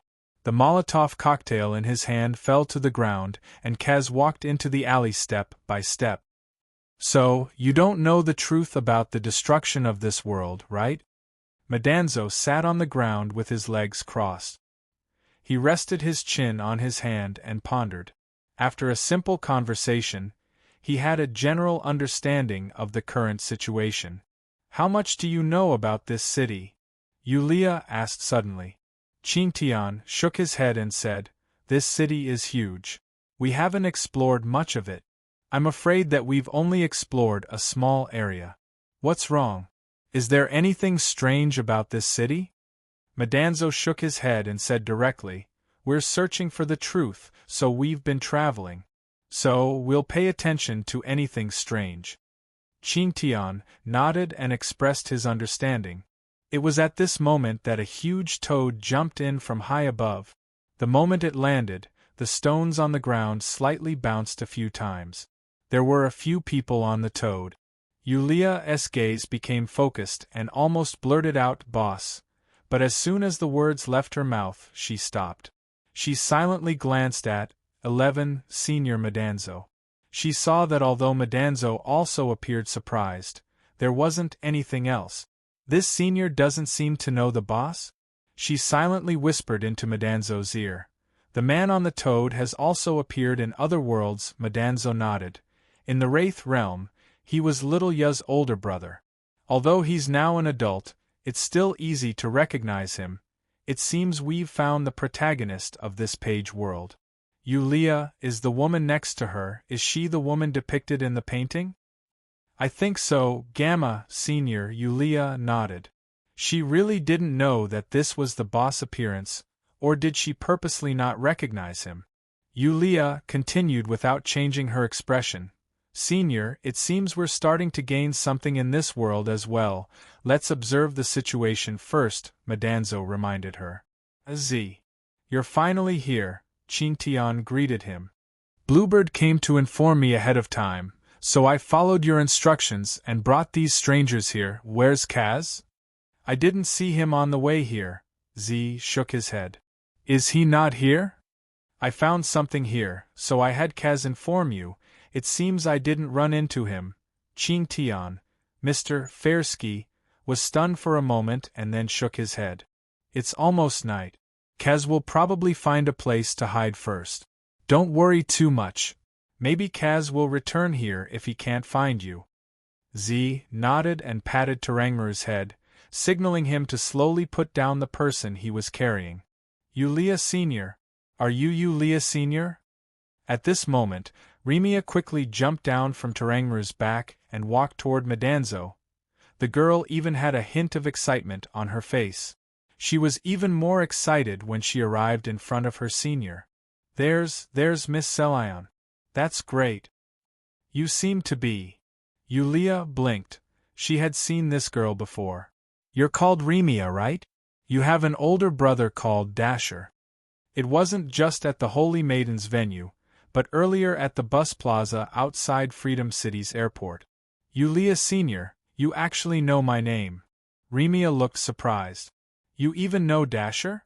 Yulia said calmly. I've seen the information on the waiting list, it's all written there.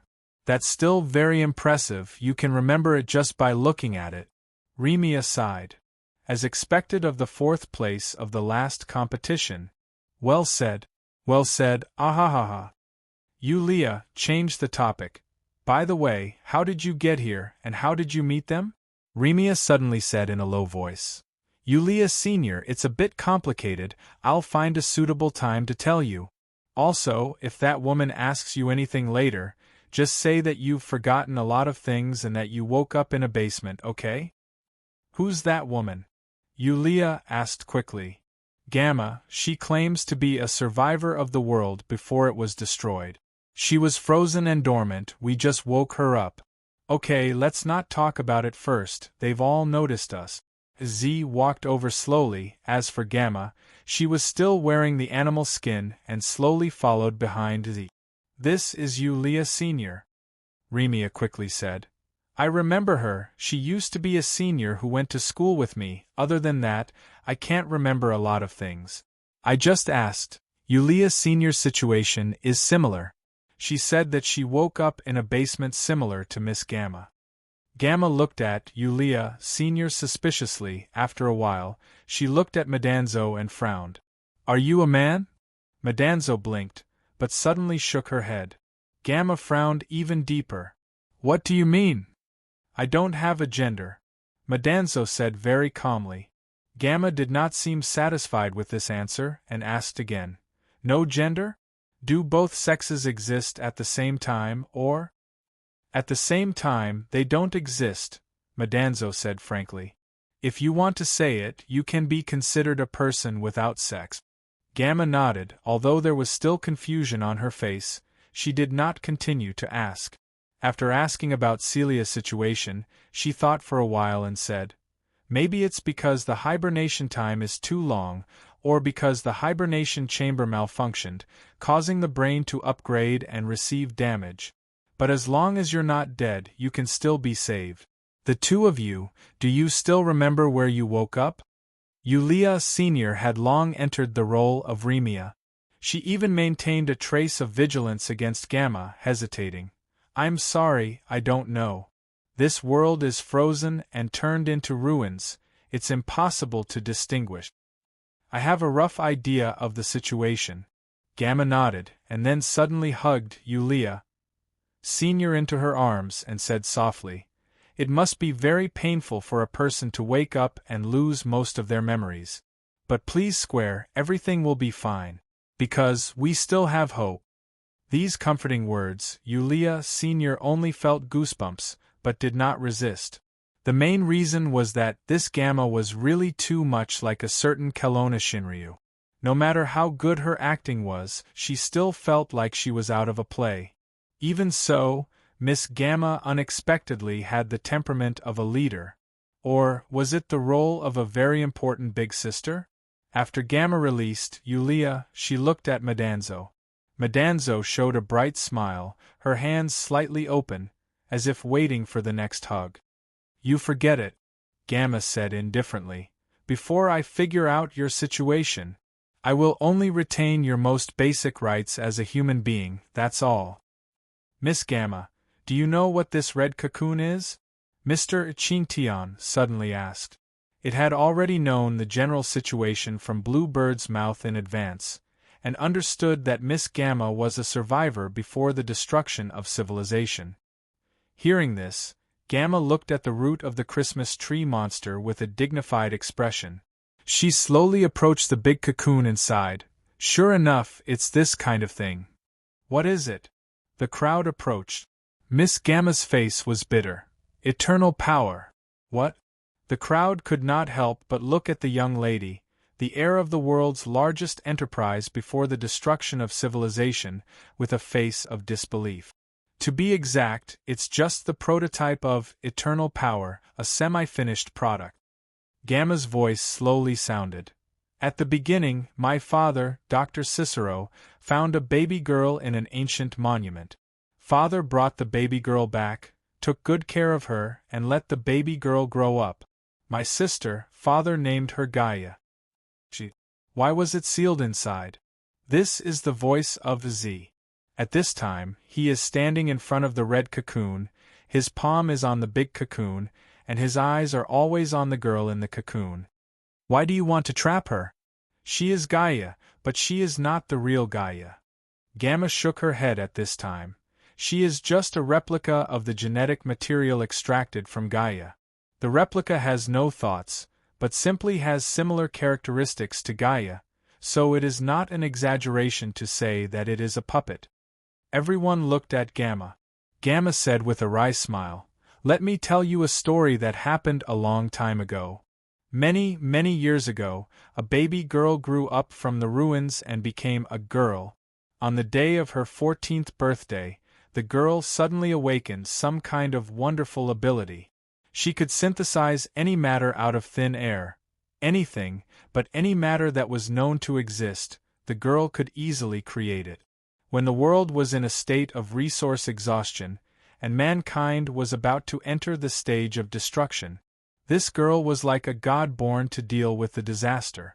It was just that the girl's adoptive father did not disclose this secret to the public out of protection for the girl.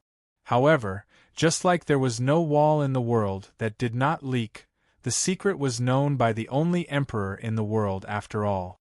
The girl's adoptive father was the emperor's younger brother.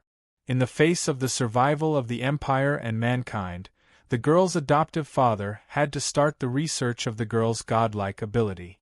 The girl's adoptive father was indeed the best research institute in the world. The experiment quickly had a breakthrough result.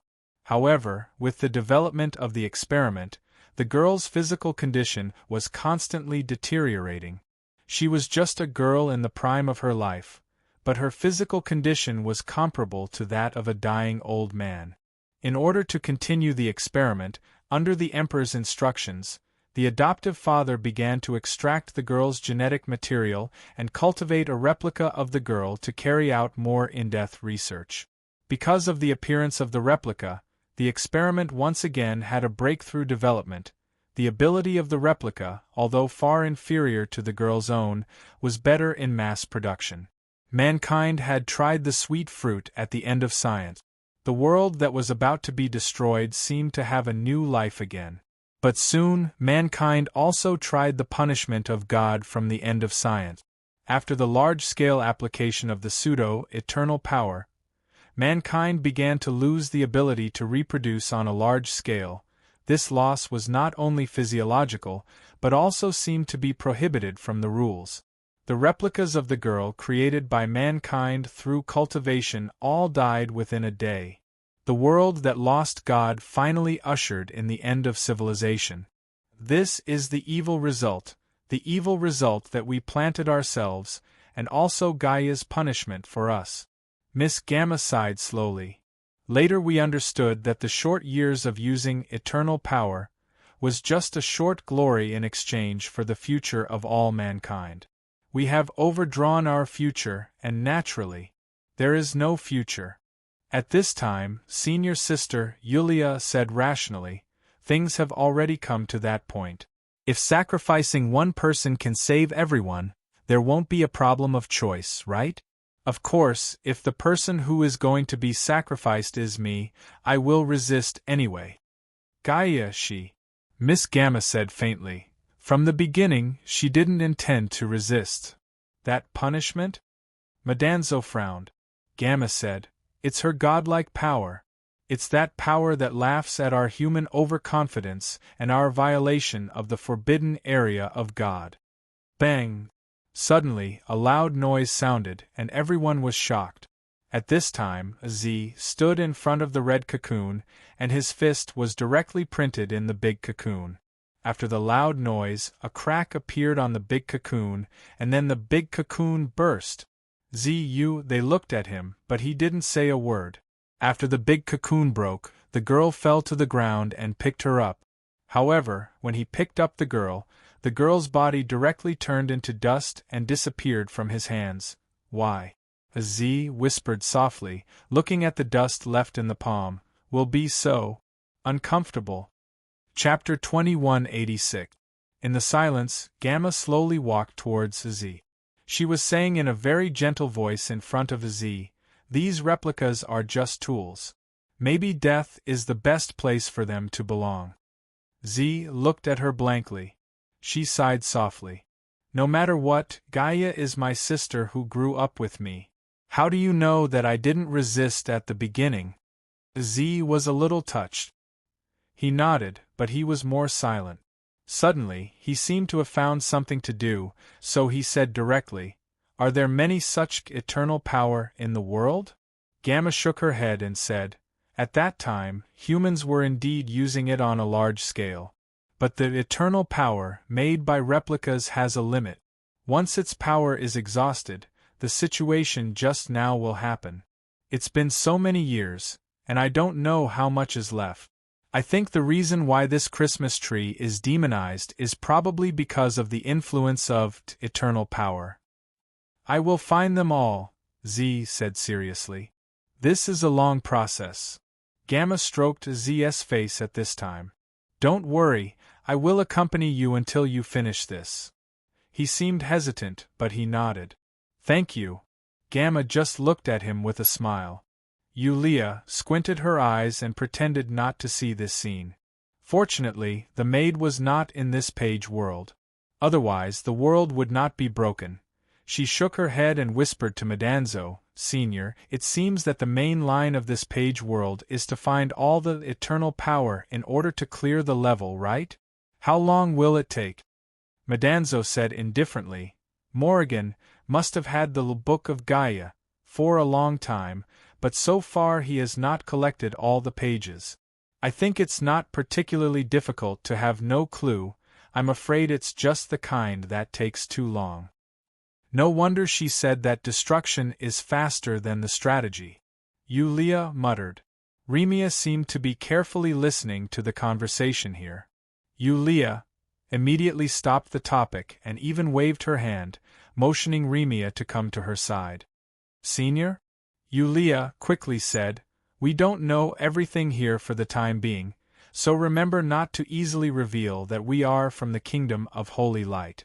If there is a situation, we will cover each other. Remia nodded obediently. At this time, Gamma suddenly said, Everyone, there is an exclusive track in this underground station that leads to an experimental field of my father's. There may be some useful resources. Experimental field? Everyone was surprised. Jiama nodded and said, that place is buried deep underground. Maybe it can withstand a few catastrophes. But I am not sure if it is still there or not. I'm going to take a look. As for you all, you can decide for yourselves. After all, I don't know if there will be any danger there. There's no harm in taking a look. Z said directly, there may also be her there. This train is not the one before. Once again, they came to the sealed train filled with corpses. This is the exclusive train from the experimental field. Gamma looked through the window for a moment before frowning. It seems that the people inside are ordinary employees of the company, but why did they all die inside? Z thought for a moment and said, we speculate that they may have inhaled some kind of fatal gas at the same time. Looking at their appearance before they died, it seemed that they had difficulty breathing. Gas? Gamma pondered for a while, but he couldn't think of an answer. He quickly pointed in the direction of the train. If we go back from here, we should be able to reach the station of the experimental field headquarters. It's about 15 kilometers away. We'll be there soon. Normal people could travel 5 to 6 kilometers in an hour. 15 kilometers wasn't a long distance, and it was in this wasteland where they could only rely on human power. Although it was already night, the time when monsters were active, the underground track was originally a dim environment, so there was no distinction between day and night. Therefore, the difficulty in front of them was not the journey, but the monsters that could appear at any time. Maybe we can wait until daytime and go on the ground? Yulia thought for a moment and said, I'm afraid not. Gamma shook her head. Before coming to the station square, I roughly observed the nearby terrain. The entrances on the ground are probably buried under stones and snow. Then let's go. Z nodded. I'll walk in front. If there's any danger, I'll tell you immediately. Z, it's you. Fersky suddenly shouted. Z shook her head gently, then turned and walked into the depths of the underground track. Wait a minute. Gamma also said, I'll go to the train to get something. After a while, Gamma walked out of the train again. At this time, Gamma's body was full of weapons. She looked like a mercenary walking on the battlefield. This? Madanzo blinked. Human firearms, good heavens! A company's special car is usually equipped with an emergency room. Gamma quickly said at this time. There's only so much left, but it's better than empty-handed. Maybe because she was also a survivor, Yulia was quickly given a short shotgun-like thing. Why are there so many weapons on a train? Before the collapse, the lie of eternal motivation often couldn't stop the fear of the people. Gamma sighed and said, at that time, the environment was very bad. The peaceful world had already collapsed, and only evil was left. The company did this just to protect itself. Yulia nodded. She still had a question, but she didn't ask. The question was, have you ever killed anyone? This seemed to be a question. Even if you didn't ask, you would know the answer. There are not many bullets. Unless it's necessary, use them sparingly. Let's go. Gamma's voice slowly sounded in the tunnel. Unexpectedly, they didn't encounter any danger along the way. Even though they were very nervous along the way, it seemed to be a false alarm. This even made Yulia began to feel that her luck was changing. Perhaps as long as she followed a boss, good things would happen. Even if this was just a image? No, no, no, no, no, what are you muttering? Madanzo's voice suddenly appeared. Yulia said with a sincere face, believe in the boss and you will live forever. Madanzo's face was strange. But she was probably used to the others' jumping thoughts. At this time, she just shook her head gently. Be careful. Something happened. Senior sister, Yulia instantly frowned, and she asked in an even lower voice, what did you find? Madanzo said, I'm just used to attributing everything to coincidences. It's not necessarily a good thing if it's too smooth. Senior sister, Yulia blinked and sized up this senior, as if she was getting to know him again. Senior 11. Don't tell me you're the type who lacks a sense of security? Yes, you have to protect me, newcomer. I'm just a child. I feel like I've been defeated. Yulia shook her head. When the senior was shameless, the newcomer really couldn't do anything. But along the way there was indeed no danger. Those monsters entrenched in the ruined city didn't seem to use this place as a nest. 3 hours later, the group came to a huge station. Here, they found a large number of trains that hadn't been sent out yet. Some of the trains were fully loaded. Just like the train that was discovered earlier, it was also full of corpses. There were even some that had collapsed on the platform of the train station, but they had already turned into skeletons. The cold air on the ground had also invaded here. There was even a thin layer of frost on the floor. These people seemed to be in a hurry to escape at the same time. Here, it seems that something terrible has happened? It seemed that only the Gamma of the young lady could give the answer. But when faced with the eyes of the crowd, the young lady only showed a bitter smile. I'm afraid this happened after I went into hibernation. I don't know either. Z nodded and then said directly, Here, how do we get in? Gamma was stunned. You believe me? Z said indifferently, It makes sense logically. After all, we found you in the vault of the bank. Logically speaking, if your father is the owner of the company, he wants to put you into hibernation. Why not put you in a place with a higher safety factor, such as this experimental field, but choose that place. Or it's not safe here anymore. Following his train of thought, Mr. Chintian said, or there's something here that your father doesn't want you to find out. Looking at the situation here, it seems to be the former. Gamma didn't speak.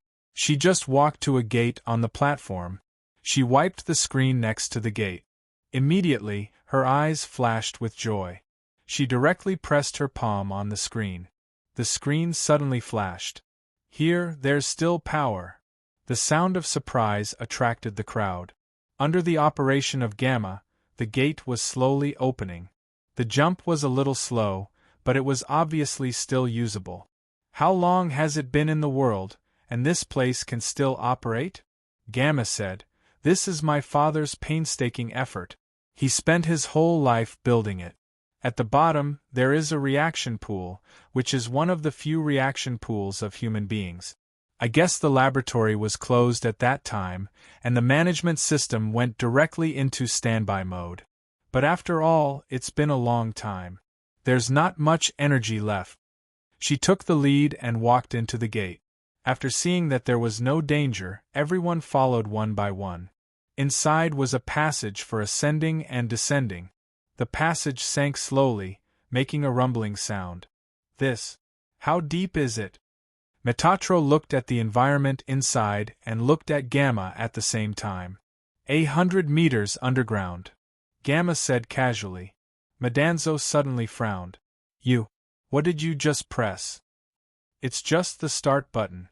Gamma said calmly. Don't worry, you are the surviving human beings. I won't hurt you. After all, maybe we are the only ones left.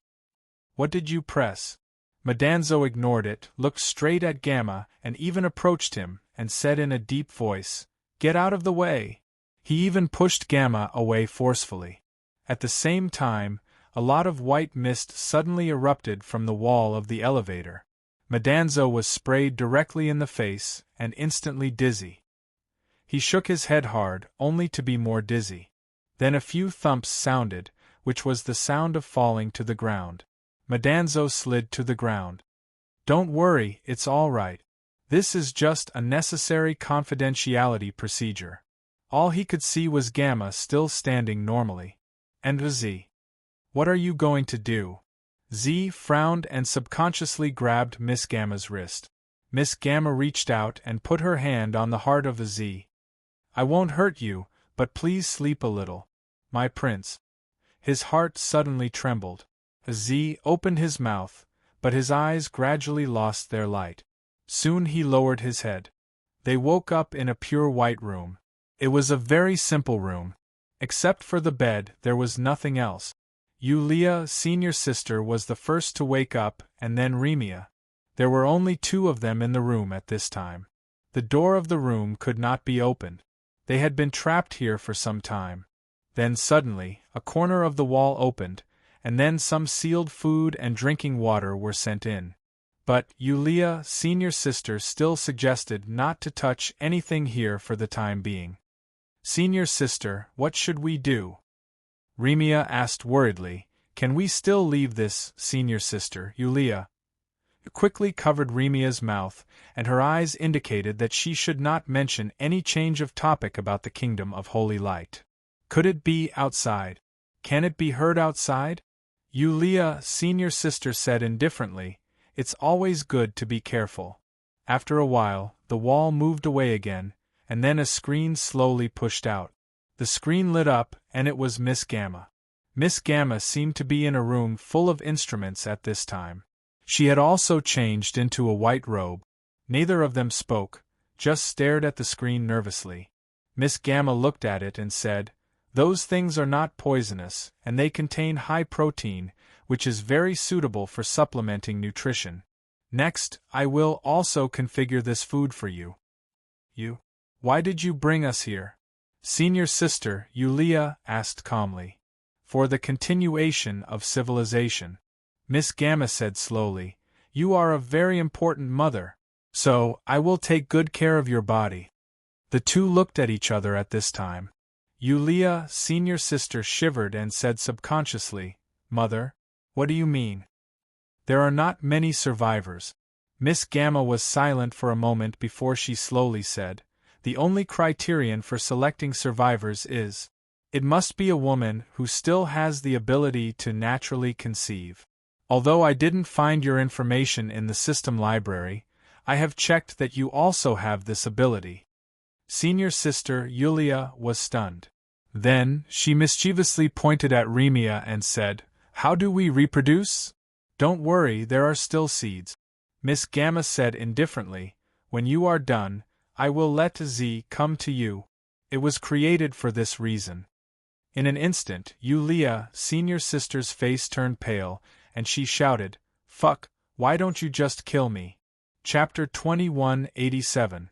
As the only survivor in the world, Miss Gamma, for the sake of the continuation of mankind, obviously will not be ruthless to the butcher knife and really kill Yulia, senior sister. But she still felt as if there was a butcher's knife hanging over her head. Someone will die, okay. This was obviously Miss Gamma's territory. As the eldest daughter of the company, this experimental field that could still be used was like her back garden. Senior Yulia asked herself that she had no ability to resist at all. For the time being, it seemed that there was none. No matter what, you have to struggle. Even if things really get to the worst, you have to try your best to pretend that you have tried your best to resist. Suicide is obviously impossible, not in this life. Senior Yulia was rubbing her bangs on her forehead. "Yeah, mate? No, don't. No. Please don't do this. Please, lighter?" "Bah, senior sister?" At this time, Remia was hiding in the corner in fear, looking at him in bewilderment.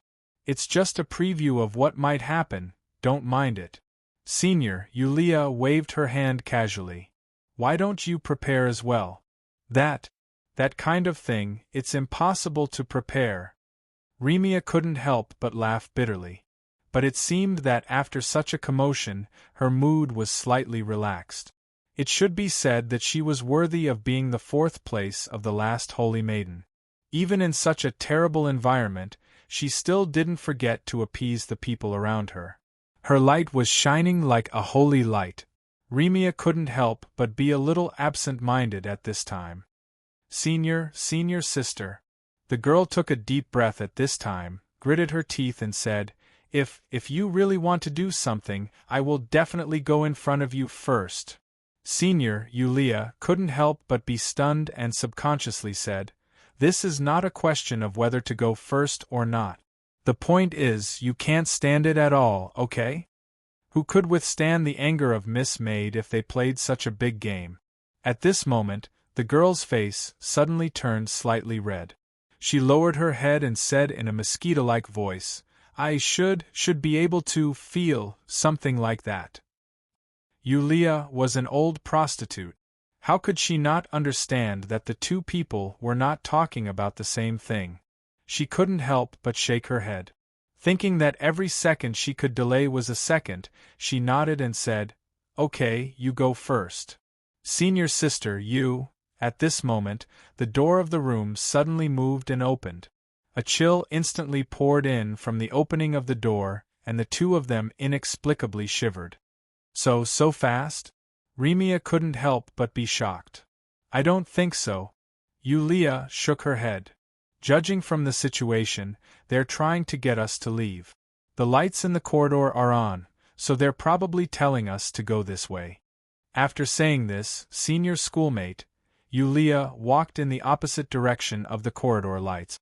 However, before she could take 2 steps, an iron gate suddenly fell down from the corridor, almost touching her nose as it fell. Senior sister blinked, then shrugged and walked towards the light in the corridor. Wait for me, Yulia. Remember to bring the toothpaste tubes in the room. I'm not full yet." She immediately turned around and said. According to the guidance, after a long metal passage, 2 days later, they came to a larger room. The room had 2 floors.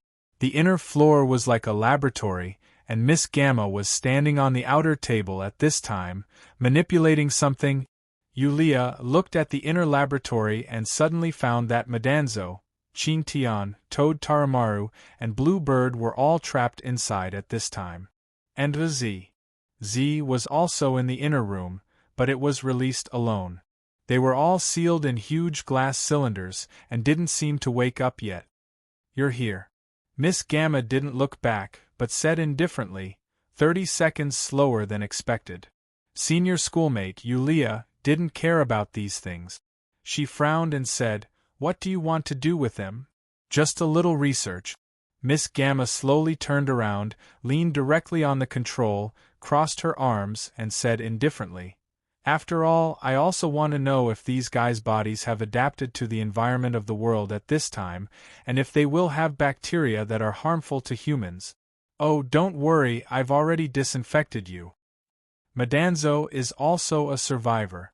Senior schoolmate Yulia frowned again. "Indeed, but it's a little special." Miss Gamma said, "I've checked. This guy really has no gender. It's a very rare type. I don't even know for the time being whether it's some kind of evolution or degeneration. Maybe I'll cut it open for research. As for what you said, Madanzo is also a survivor, it's up for debate. After all, I didn't find any information about it in the survivors database. Of course, neither did you." Hearing this, the two of them couldn't help but change their faces slightly. "Don't worry," Miss Gamma said indifferently. "I said, even if I didn't find your information in the database, it didn't matter. After all, the world had gone completely crazy on the eve of the collapse of civilization. In this case, it's not impossible for extra people to hide in the survival cabin. Besides, you haven't lost your fertility, which is enough for me. I'm grateful directly." Senior schoolmate Yulia smiled bitterly.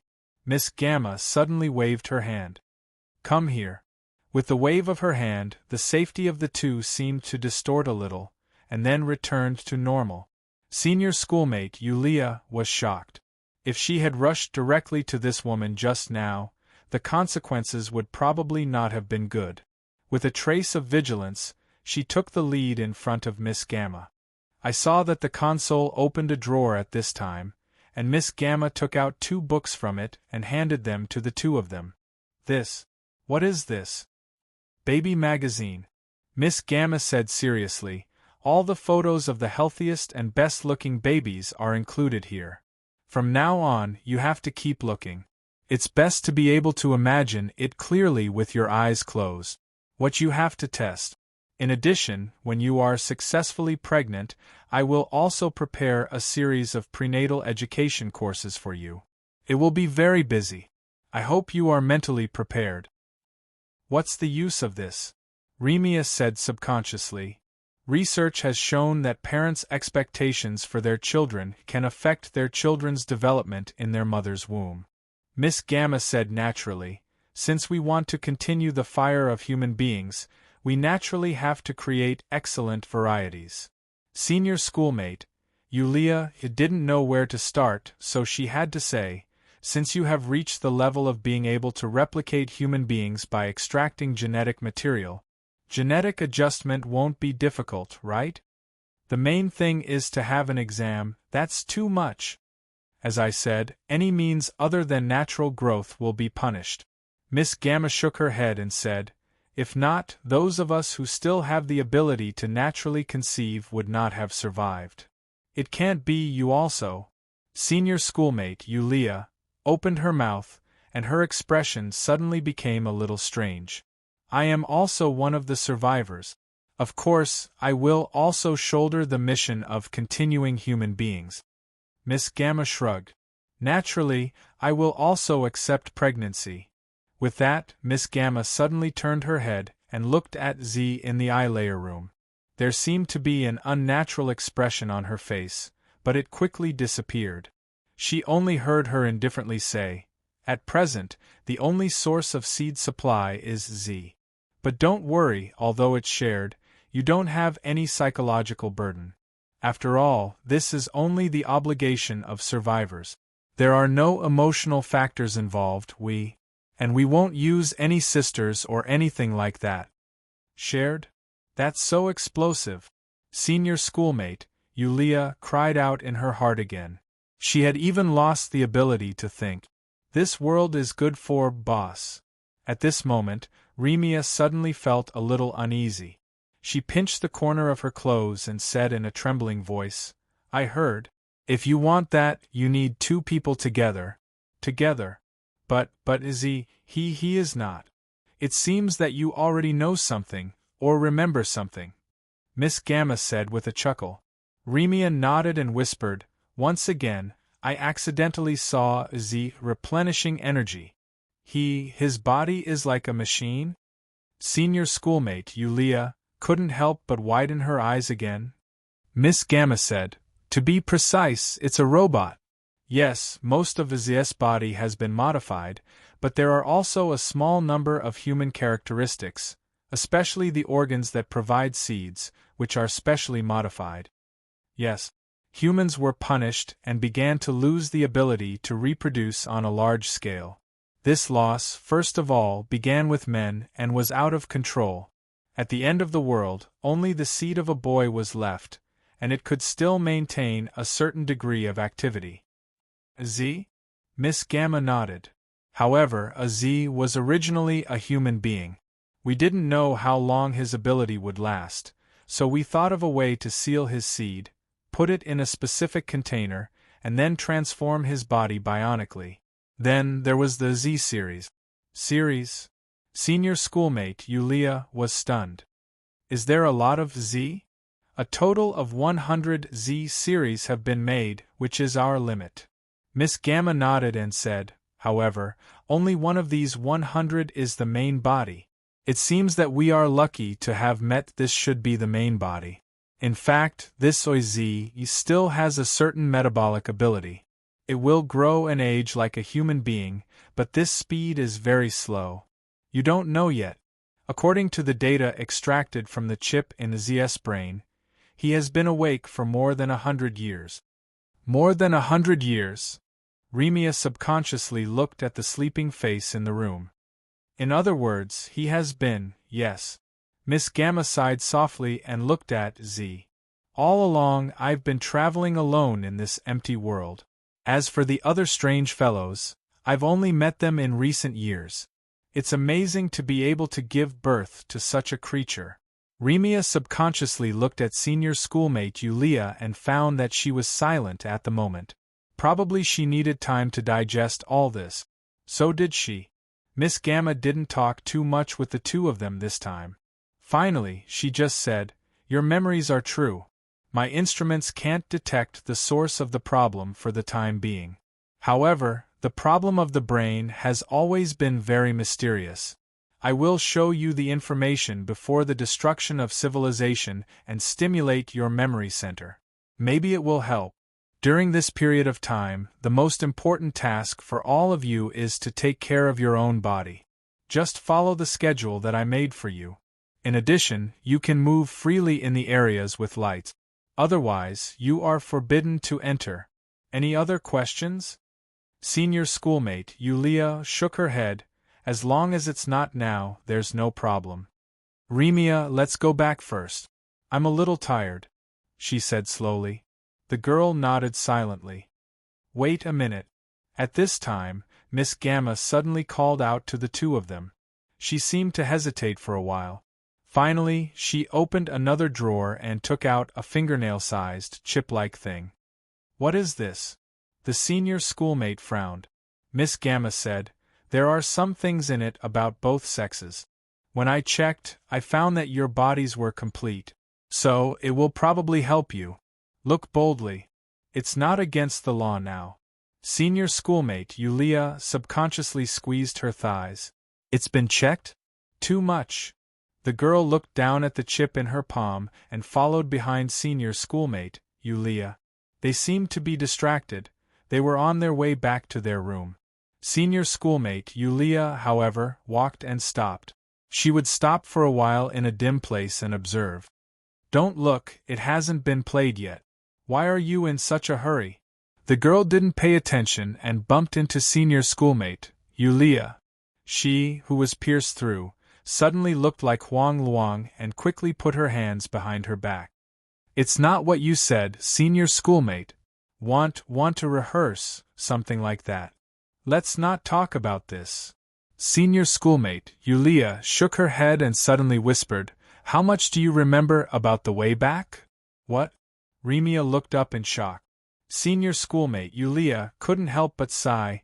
It's over, with a bronze, how should we play this game? I remember all of it. Remia suddenly whispered, The way to go is different from the way back. I've basically memorized it. Senior schoolmate Yulia couldn't help but blink. Good fellow, also, there's one more thing. Remia moved closer and said in a low voice, Just now, at Miss Gamma's place, I didn't see Mr. Katz. It might still be outside. Does Gamma know about the existence of cats? I don't know about that. Remia recalled what had happened and said slowly, I didn't mention it on the way, only when everyone met Mr. Chintian seemed to have mentioned it. I don't know if Miss Gamma cares. So, okay, I understand. With that, senior schoolmate Yulia grabbed Remia's wrist and strode forward. Let's go. Senior schoolmate, where are we going? Back to the room. Senior schoolmate, Yulia quickly said, Prepare for the lesson. We have to be determined to be a qualified mother body, for the sake of the continuation of humanity. Chapter 2188. 1, 2, 3, 4. Lying flat on the ground, light music is floating slowly, and the air is filled with a soothing fragrance. Miss Gamma is working hard to teach the other two girls who shoulder the mission of human continuity how to help with the training of natural childbirth. Of course, she herself is also on the training list. Their daily life has become very simple and regular. First day, get up at 6:30, have breakfast, learn some parenting knowledge.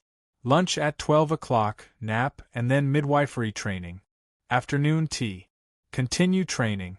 Dinner at 6:30 in the evening, walk after dinner, continue to learn parenting knowledge. Watch a movie at 10 o'clock p.m., sleep. Day 2, watch a movie, sleep. Day 3, watch a movie, sleep. That's strange.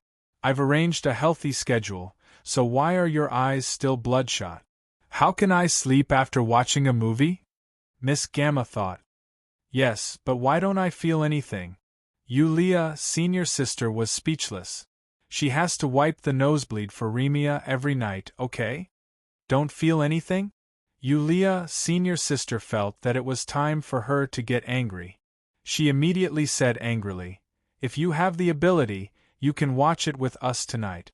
I'll teach you to be a new man. Good. Day 5. Watch a movie. Sleep. 10. One day, Yulia, senior sister, suddenly slapped the table and got up, and with Remia, she carried out an escape plan. That night, the two were caught back.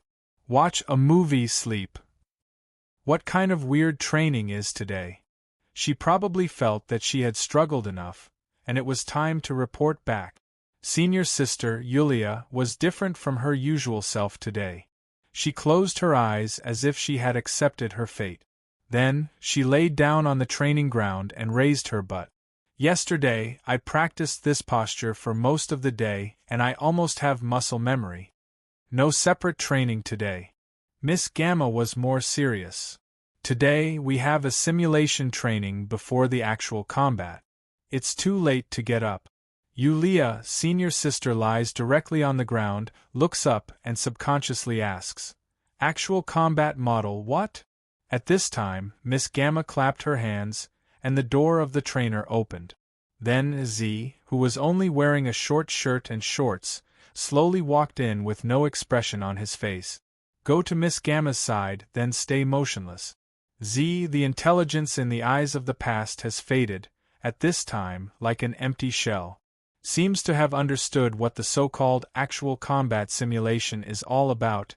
Yulia, senior sister, suddenly shivered, her hands can't support directly to the ground, almost biting her tongue. Wait, so fast? I'm not ready yet. She suddenly cried out strangely. He seemed to be thinking very hard about the choice. Remia couldn't help trembling. Miss Gamma? What did you do to Mr. Z? Why does he look like?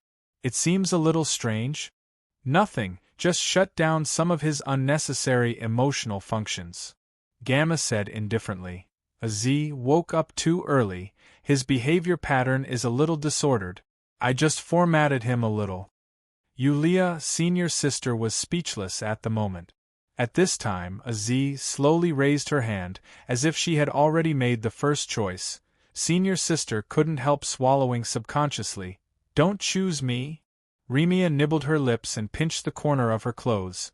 What should I do? Miss Gamma looked on coldly until Z's finger finally pointed at her, and her face flashed an unnatural color. The air is solidifying. Miss Gamma took a serious look at Z and suddenly nodded. Choose me? I see. Then let's start. After that, Miss Gamma directly took off her white robe, then began to unbutton her collar and said calmly, including me, I have told you the physical data of 3 people. It is reasonable to say that my physical data is the worst. Because my body is not suitable for immediate simulation, I guess you should choose the 2 of them, so I'm not ready yet. Yulia, senior sister G can't think now. Remia's brain is blank. After Miss Gamma slightly untied her collar, she lifted her skirt and sat on the ground. With the voice of the eldest lady of the company, a box similar to a cleaning robot in the training ground moved quickly and walked out. She then looked at Z and said calmly, then, what the hell, this woman playing seriously? Senior sister, Yulia, suddenly felt a chill in her heart and broke out in a cold sweat. At this time, Z slowly walked in front of Miss Gamma, knelt on one knee, and began to reach out and touch Miss Gamma's cheek. Wait a minute! Exclamations sounded in an instant. Senior sister, Yulia, braced herself and rushed forward, directly reaching out to push the 2 of them away. Miss Gamma frowned as if she was unhappy. Yulia, what's your problem? Yulia, senior sister Gamma's face was black. Without saying a word, she grabbed Gamma's arm and reversed it behind her. At the same time, she pinched Gamma's shoulder and clasped it. Miss Gamma obviously also knows self-defense fighting skills, and soon she has a counterattack. Although she was a SPHYNX in the dimensional void and didn't have a warrior's heart, senior sister Yulia still had a lot of fighting skills and rich combat experience. Soon, she completely suppressed Miss Gamma, and by the way, she also took a few punches out of her heart. But what's more, the defense system of the training room has been activated. The drone turned out of the wall and quickly fired electric current at Yulia, senior sister, knocking her down to the ground, twitching. Miss Gamma covered her eyes at this time. Here, she finally ate a face-breaking punch, which was quite painful. The power of the electric shock suddenly increased a little. Yulia, senior sister Gamma screamed. After a thought flashed, she fainted directly. Miss Yi, I've tried my best. Even if something irresistible happens to me, I'm not willing. I really tried my best. Dizzy. Senior sister. Remia hurriedly ran to Yulia, senior sister, and helped her up, only to see that senior sister fell in her arms and could not be shaken awake at all. She could not help but look at Miss Gamma in horror. Miss Gamma's face was cloudy and uncertain at this time. After a while, she slowly sighed and said, I was too anxious. I only cared about your physical state, but ignored your psychological state. About training, let's move back. Then, what about Yulia, senior sister Gamma? Since you made a mistake, you should be punished. Miss Gamma said indifferently. Shut her up for 2 days and let her calm down. She should just not be able to bear the pressure. Remia, go back to your room first. Stop training for the next 2 days and relax. Z, take Remia back to her room and then come back to stand by. Yes. Z nodded expressionlessly, then went to Remia and directly picked her up. In the silent corridor, slowly moving forward. This is indeed the way back to the room. Z, or you let me go first, I can go by myself. Remia hesitated at this time and said, I won't run away. He looked down at her and did not speak. Z, have you really forgotten me? Remia was slightly shocked. At this time, Mr. Z was a completely strange feeling, cold and cold. Don't talk, Gamma is watching. Just when she was helpless, a slight voice sounded in Remia's ear. She subconsciously looked at Z, only to see his eyes move quickly from side to side a few times. Just as she was about to speak, she quickly pursed her lips and nodded slightly as if she had understood something. After a while, Z spoke again. This time, his voice was not deliberately lowered, and it seemed normal. You can start talking. Gamma walked into the treatment room. Now he has no time to pay attention to us. Z. You're all right. Remia was surprised and happy. Z said, These days my mind has been very confused, and I just woke up not long ago. In order to not be discovered by Gamma, I can only maintain a state of obedience. With that, Zia let go of Remia and put her down. Sorry, I didn't pay attention to your wishes just now. Z.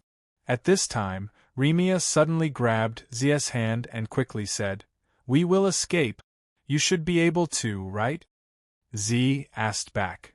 As the only remaining human, are you going to give up the mission of continuing the human race's fire seed? Remia paused, then shook her head. I don't want to use this method. Z was silent for a moment before nodding. I will give you a passage map. While Gamma is in the treatment room, I will interfere with the internal network and give you time to leave. What about you? I can still leave. Z shook his head. Why? Sorry, I can't tell you now. Why? Remia asked subconsciously. Can't you leave with me? Z didn't say anything, just reached out his hand. Soon, a miniature drone flew out of the passage and landed on his palm. It will take you to leave this place through the shortest route. I suggest you don't hesitate too much because I don't know when Gamma will come out of the treatment room. This may be your only chance to leave in the near future. Remia opened her mouth and looked at the drone that was slowly rising again. She suddenly lowered her head. When she looked up again, she said faintly, Z, before you discovered me for the first time, have you been observing for a while with the little blue bird? Yes. Is that so? So I have been a clown for so long. Remia laughed self-deprecatingly. Thank you. She suddenly closed her eyes and slowly sighed. When she opened her eyes again, she turned her head and started running as fast as she could. He watched the girl disappear at the end of the passage before he slowly squatted down and placed his palm on the floor. He muttered, Gaia! In the ruins of the city covered in gray snow, a blue bird was faintly discernible in the snow. It slowly descended and landed in front of a pile of snow. Z, Qingtian, is calling you home to recharge your batteries. The pile of snow suddenly bulged and a figure flipped out from the pile of snow. He was using a cloth to cover his body and hid in the pile of snow to observe the city. It's okay, I want to observe more. The person, Z said slowly and raised the binoculars in his hand. What's so good about this human girl? The little blue bird landed on Z's shoulder. The blue bird's eyesight was surprisingly good, comparable to binoculars. Even without tools it could see clearly. After all, it's the first time I met a human. There's no harm in observing more. The little blue bird said casually, I don't like this girl. Her companion was injured, but every time she went back, she would say that she didn't find any food and only brought back some water. See, isn't she secretly eating again? Clearly, according to your instructions, I've secretly placed food for two that is easy to find for her. Z didn't say anything. He raised the binoculars and looked like an ice sculpture in the snow. At this time, at the end of a broken street in the ruined city, a thin and weak girl was holding an iron sword and pointing out of the alley while eating something quickly. The girl's gaze was like a hungry wolf.